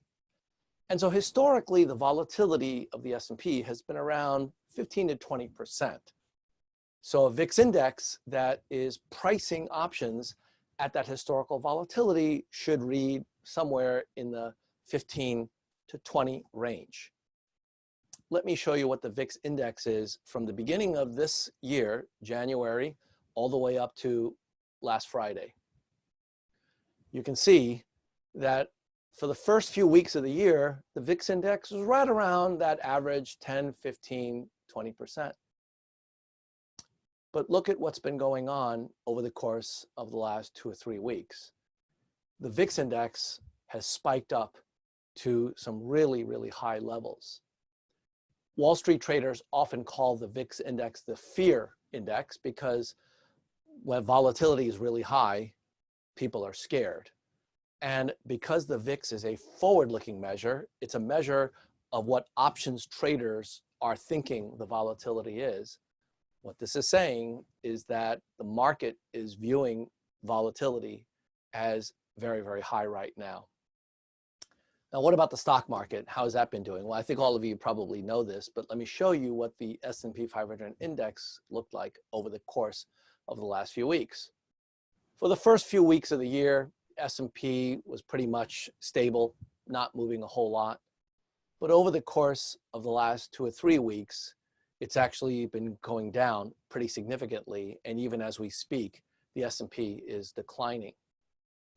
And this seems pretty scary. And in fact, it is scary because if you look at the top 10 worst days for the S&P from January of 1926 all the way to last Friday, this is a list of the top 10 worst days. Number 1 of that list is October 19th, 1987. In one day, the S&P dropped by about 20%. But if you go down that list, you see that last Thursday, the S&P went down 9.5%. That's number 5 on this top 10 list. So yeah, things are scary. Markets are moving a lot. And that's not the only market that's reacting. If you take a look at US Treasury securities, as I said, among the safest assets in the world, you can actually look into them to try to understand what the market is thinking about economic prospects. So this is a so-called yield curve, which shows you what US Treasury securities are yielding across the various different maturities. Now, these are pieces of paper that are IOUs from the US government. When we buy them, we're lending the US government money, and the government is paying us interest. And based upon what the market will bear, that interest will change across various different market conditions. Now, here's a curve from January the 2nd of this year that shows for 1 month Treasury bills, you're going to get about 1.5% per year on average. As you get into longer maturity Treasury bills, Treasury notes, and bonds, that interest rate goes up. So on January the 2nd of this year, if you were willing to lend the US government for a 30-year period, you would get paid almost 2.5% a year instead of 1.5%. Typically, when we loan money to other counterparties for a longer period of time, we're going to actually be getting paid higher interest because, well, when you're loaning money for a longer horizon, more things can happen. There's more risk over that longer horizon, and so you're going to get rewarded for that risk. Risk-reward trade-off, as we saw before. But on occasion, this upward sloping yield curve can shift. And let me show you what this yield curve looked like just a few weeks later on February the 18th. So now, at the short end of the yield curve, meaning for shorter maturity bonds, you're getting about the same yield. But as you go into longer maturities, actually the yield has declined. So contrary to what I just told you about longer maturity loans getting a higher yield, in this case, we have what's known as an inverted yield curve. There are periods of longer horizons where the yields are actually lower. And that's telling us something. It's telling us that people who buy these bonds are thinking that we may be heading towards a recession, that interest rates are going to be going down farther into the future. And as a result, we're going to see these inversions. Now, it's not a perfect forecast, but over the course of the last several decades, when you have inverted yield curves, more often than not, you have had recessions 1, 2, and 3 years later. So this is a source of concern. But if you look later on in the year at the yield curves, you see something else happening. Still an inversion and even a deeper dip. But then over the course of just the last week, you see that the short end of the yield curve has dropped dramatically. What's going on there is that the Fed has been cutting rates, trying to stimulate the economy. The Fed has also been reflecting on the fact that more and more people are now wanting to buy shorter-term US Treasury securities. Typically, when you buy the securities, you bid up their price. That actually lowers their yield. So as the yields get lower and lower, what that's telling you is that there's more and more demand for shorter-term securities for the US government. And that's a consequence of people putting more money into that, presumably taking it out of more risky assets. As the yields go down, you're seeing what's called a flight to quality or flight to safety. So these markets are telling us that something serious is going on and that financial market participants are reacting. Yet another illustration of the fact that we're going to a flight to quality, flight to safety, is the difference in yield between corporate bonds, which have the risk that companies can go bankrupt, so the bonds can default, versus US Treasury securities. This is a graph that shows the spread between BAA corporate bonds, bonds that are investment grade, and those that are Treasury bills. And you can see that over the course of the last few weeks, we've gone from about a 2 percentage point spread between US Treasury securities and corporate bonds to a spread of 3.2%. That's quite a big difference just in the course of a couple of weeks. So to put it bluntly, people are freaking out. They're putting money into safer assets from more risky assets. Now, if we go back in time and look at the financial crisis, we actually see some similarities. So let me show you the yield curve that occurred on January the 2nd, 2007. That yield curve, much higher in those days, but nevertheless, you still see an inversion at the beginning of 2007. Now, it turns out that the economy was going into a recession at that time, and clearly this inversion showed that. But if you look at the course of the yield curves during that fateful year, 2007, 2008, what you'll see is progressively lower and lower yields at the short end. And in January 2nd of 2009, the yield curve actually showed that at the very short end, you're actually at zero. In fact, there was a brief period of time where the yield dipped below zero, a negative yield for US Treasury securities. That's a pretty shocking state of affairs, because what that's saying is, in effect, I, an investor, am willing to pay $1,001 today in order to get back from you $1,000 3 months from now. Why would I pay more money today in order to get back less 3 months from now? It's because I'm really worried that I'm not going to be able to get my money back, and so I want the safety of US government securities. So we're not there yet, but I suspect that there's a chance that over the course of the next few weeks or months, we may get to a zero interest rate and possibly negative yield environment because of the market reaction. So let me give you a bit of perspective now, having described the current state of affairs. First of all, in terms of where we are now, let's keep in mind where we came from. So I'm going to show you the same fear index and the S&P 500, but not just year to date. I want to go back to 2016. And when you look at the fear index, you see that there are a number of periods over that multi-year horizon where the fear index has shot up. Maybe not as high as it is today, but a little bit later on, I'll show you where there are periods where it's gotten even higher. But more importantly, let me show you what happened to the S&P 500 during that period of time. Now, we've had a pretty significant drop over the course of the last couple of weeks in the S&P. But remember where we came from. In January of 2019, the S&P was at about 2,500, and over the course of 2019, the S&P went up by about 36%. So we may have lost a lot of those gains. We may have lost all of it, but the S&P is not at zero. We've lost the gains from over the past year, but many have argued that over that past year, those gains were really way too high and not sustainable. And so the market is correcting as it does from time to time. Now you'll notice that there was a little bit of a wiggle back in 2018.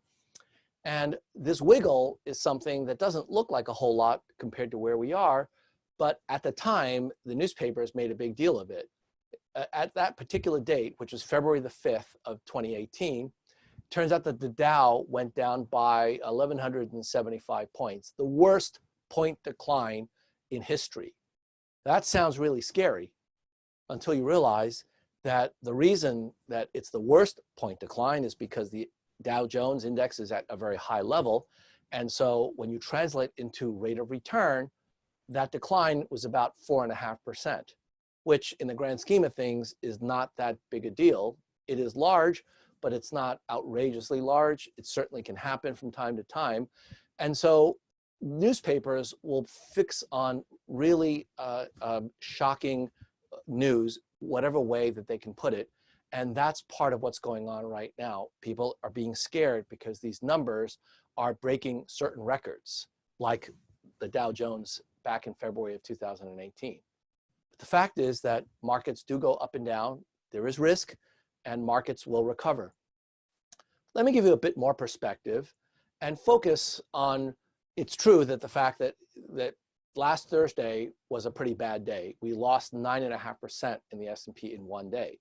And it is true that the VIX index was among the worst. If you rank the VIX index since it began in 1990, then Thursday was probably in the top 5. And in fact, here it shows the top 4 in terms of how high the VIX was. So naturally, you might think, well, we should be getting out. And in some cases, for certain individuals, it makes sense to get out. The question is, do you know when to get back in? Because the markets do recover. And unless you're watching them like a hawk, and it's very hard to do that unless you're a financial market professional with all of these various tools, you may not know when to get back in. So let me illustrate to you that with what happened last Friday. If you take a look at the top 10 best days of the S&P from 1926 to March of 13th of 2020. Here are the top 10 best days. And it turns out that last Friday, the 13th, ranked number 7 in the very best days of the S&P. I'm not sure if any of you have read The Tale of Two Cities. It was the best of times, it was the worst of times. That's kind of sort of what we're living through right now. Markets are very volatile, and unless you actually know how to time them, it is very difficult to pick the times when you should get out and the times when you should get back in. In fact, we know that there are going to be winners and losers, many of them having to do with new technologies versus traditional technologies. Let me give you a couple of examples. Cruise ships, like Carnival Cruise Lines, have been hit pretty hard. Not surprisingly, if you look at the stock price of Carnival Cruise Lines, one of the largest cruise lines in the world, at the beginning of this year, they were trading at about $50.72. As of Friday, Carnival Cruise Line was trading at $17.58. They're obviously one of the losers in this current situation. How about one of the winners? Well, Zoom video. We're coming to you through Zoom technology right now. Beginning of the year, Zoom video was at $68.72. As of Friday, $107.47. So what's happening is market dislocation because of concerns about COVID-19. And there are opportunities, tremendous opportunities being created right now for active managers. So if you're an active manager, congratulations, you're in a period of time where you will be able to make your name in this business by identifying the winners and losers and trading accordingly. But what about for the rest of us? For the rest of us, it's about diversification, making sure that you've got your bets spread across a number of different assets. and about dealing with your own emotions and how to react to these market gyrations. And I'll get to that in a few minutes. Now, it's often helpful in thinking about what we ought to do to compare across time at other scenarios that may be similar to what we're going through now. Now, it's often said that history doesn't repeat itself, but it often rhymes. It's been attributed to Mark Twain, but nobody can seem to find a definitive point where he actually said it. In any case, the truth of it is really what I want to focus on. Thinking about the past doesn't always tell us exactly what's going to happen, but it can give us ways of at least providing guidance and how we react. So I want to compare what we're going through to two particular scenarios: the 1918 influenza pandemic, or so-called Spanish flu. I'll tell you in a minute why that's in quotes. And then second, the 2008 financial crisis. Now, before you get frustrated about this comparison, because I'm going to tell you right now that the comparison is not perfect. There are all sorts of reasons why the current situation that we're going through is not like the 1918 pandemic or the 2008 financial crisis. But these are the closest things that match where we may be going through over the course of the next few weeks. So that's why I want to spend a few minutes talking about them. So let's start with the 1918 influenza pandemic. First of all, there's been some research done on the economic consequences of that pandemic. And the research paper that I want to point you to is an article that came out from the Federal Reserve Bank of St. Louis in November of 2007 by Thomas Garrett. Now, there's not a lot of economic data from 1918, so this article couldn't say a whole lot about what was going on, but it's kind of instructive in terms of what they are able to cover. And I'll tell you a bit about that in a minute. The first point I want to make is that the reason that we don't call it the Spanish flu any longer is because it turns out that it really was not from Spain.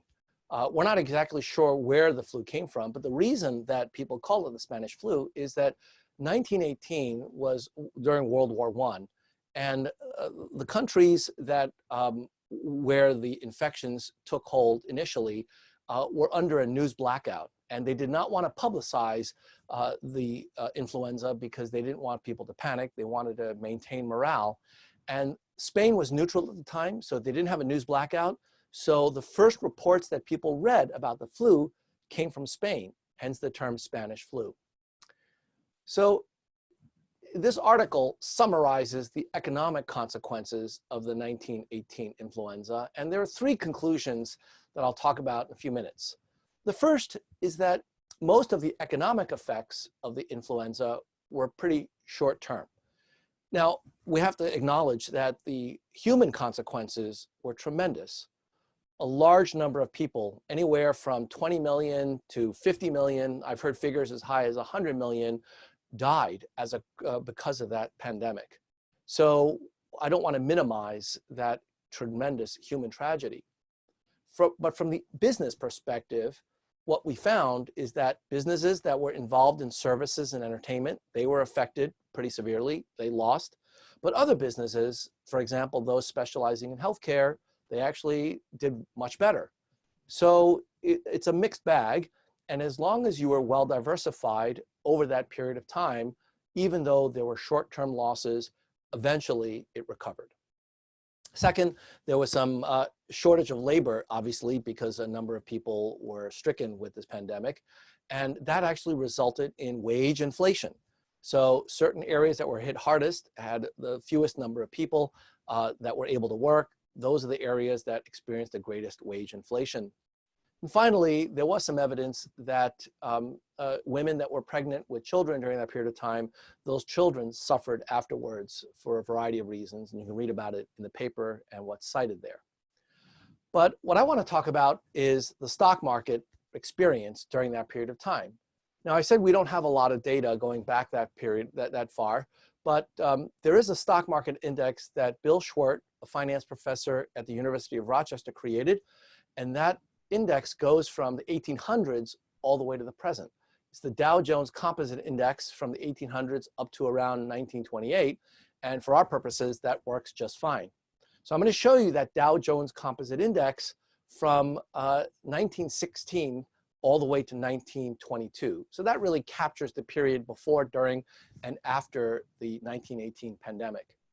Now, there are a few dates that I've drawn on this graph. April 2nd, 1917, that's when the United States declared war on Germany, when we entered World War I. At the time, there was about 127,000 members of the US Army that were involved. By the time we ended the war in 1919, over 4 million Americans ended up serving in the war, and another 800,000 in other branches of the military. So a lot of people were involved. They were traveling around the world, and as you can imagine, that did a lot to spread the flu. So here's a chart of what happened during that period of time. And you can see that from the time that war was declared until April 5th, 1918, that was the first news story of some kind of an infection here in the United States. It came from a military base in Kansas. The stock market went down, but I wouldn't call it a crash. It did go down probably about 20%, so that's fairly significant, but it recovered. And so net over the course of a year, down 10%, market fluctuations certainly can do that.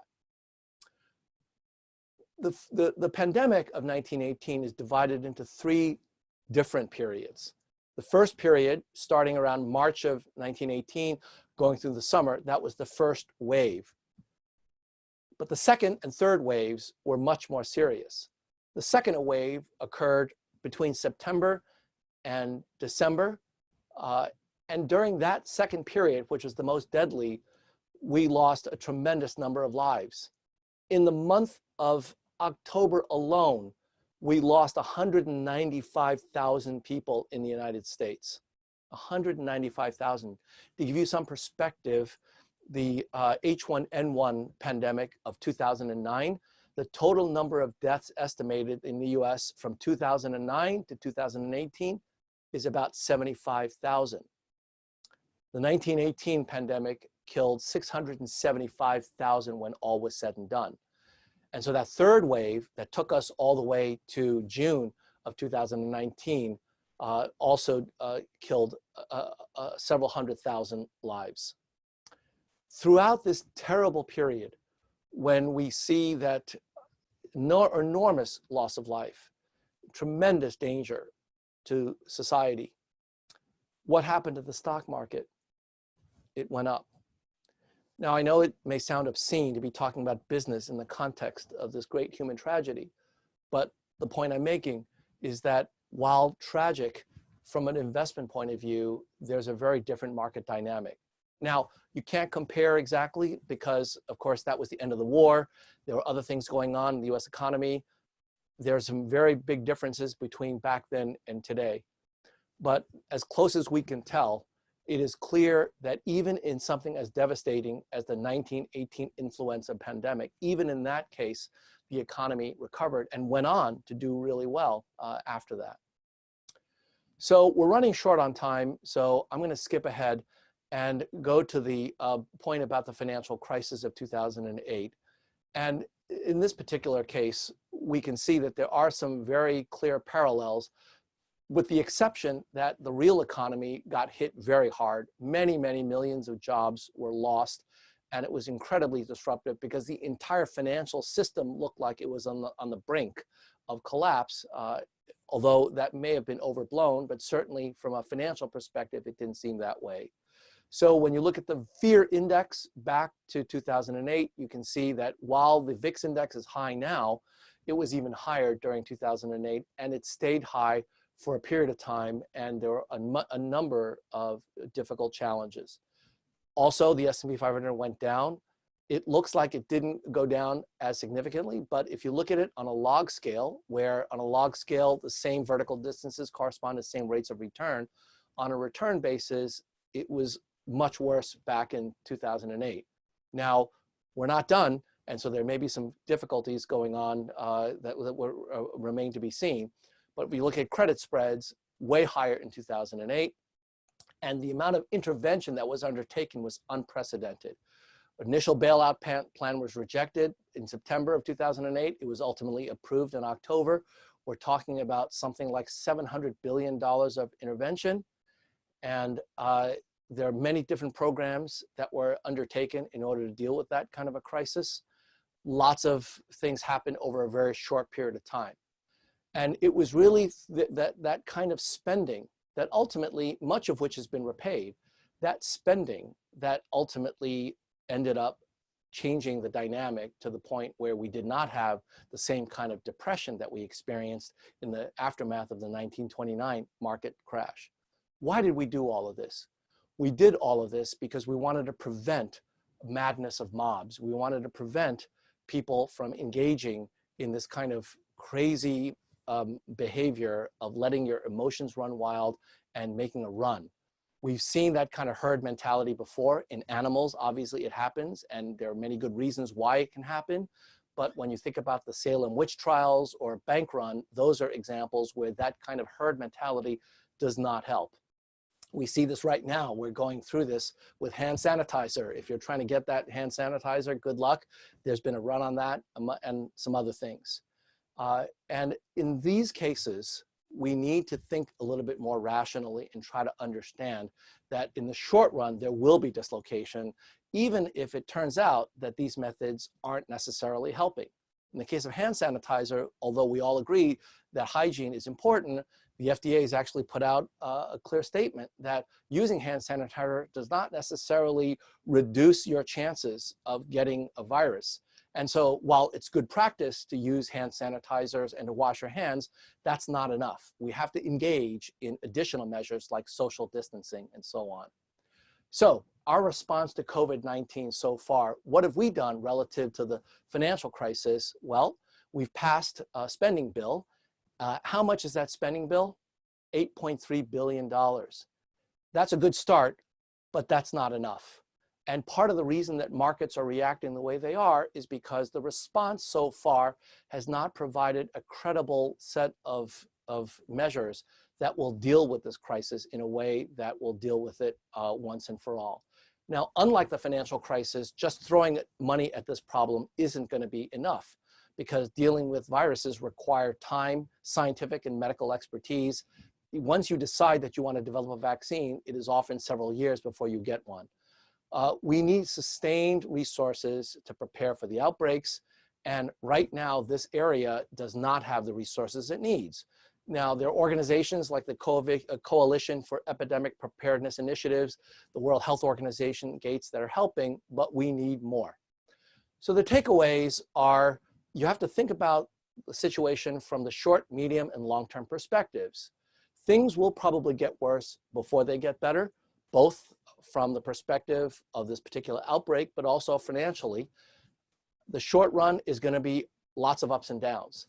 And a one-size-fits-all solution is just not going to work. We're going to have to think in terms of who you are and what horizon you're looking at. In the short run, if you need cash and you need to be able to put money to work, you will need to preserve your capital.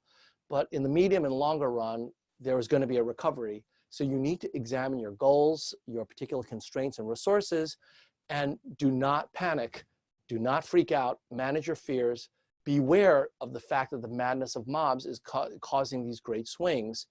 And you'll need to use all of the tools that are at your disposal. If you're not equipped to do that, you may need to seek financial advice from a fiduciary, somebody who's looking out for your interest. So since we're just about out of time, I'm going to stop there. These slides will be available to all of you afterwards. I would ask you all to please stay safe and to be considerate, think about how to deal with this problem in a way that is going to be productive. Social distancing seems to be the most effective way now. And I wish you all well, and happy to take questions now.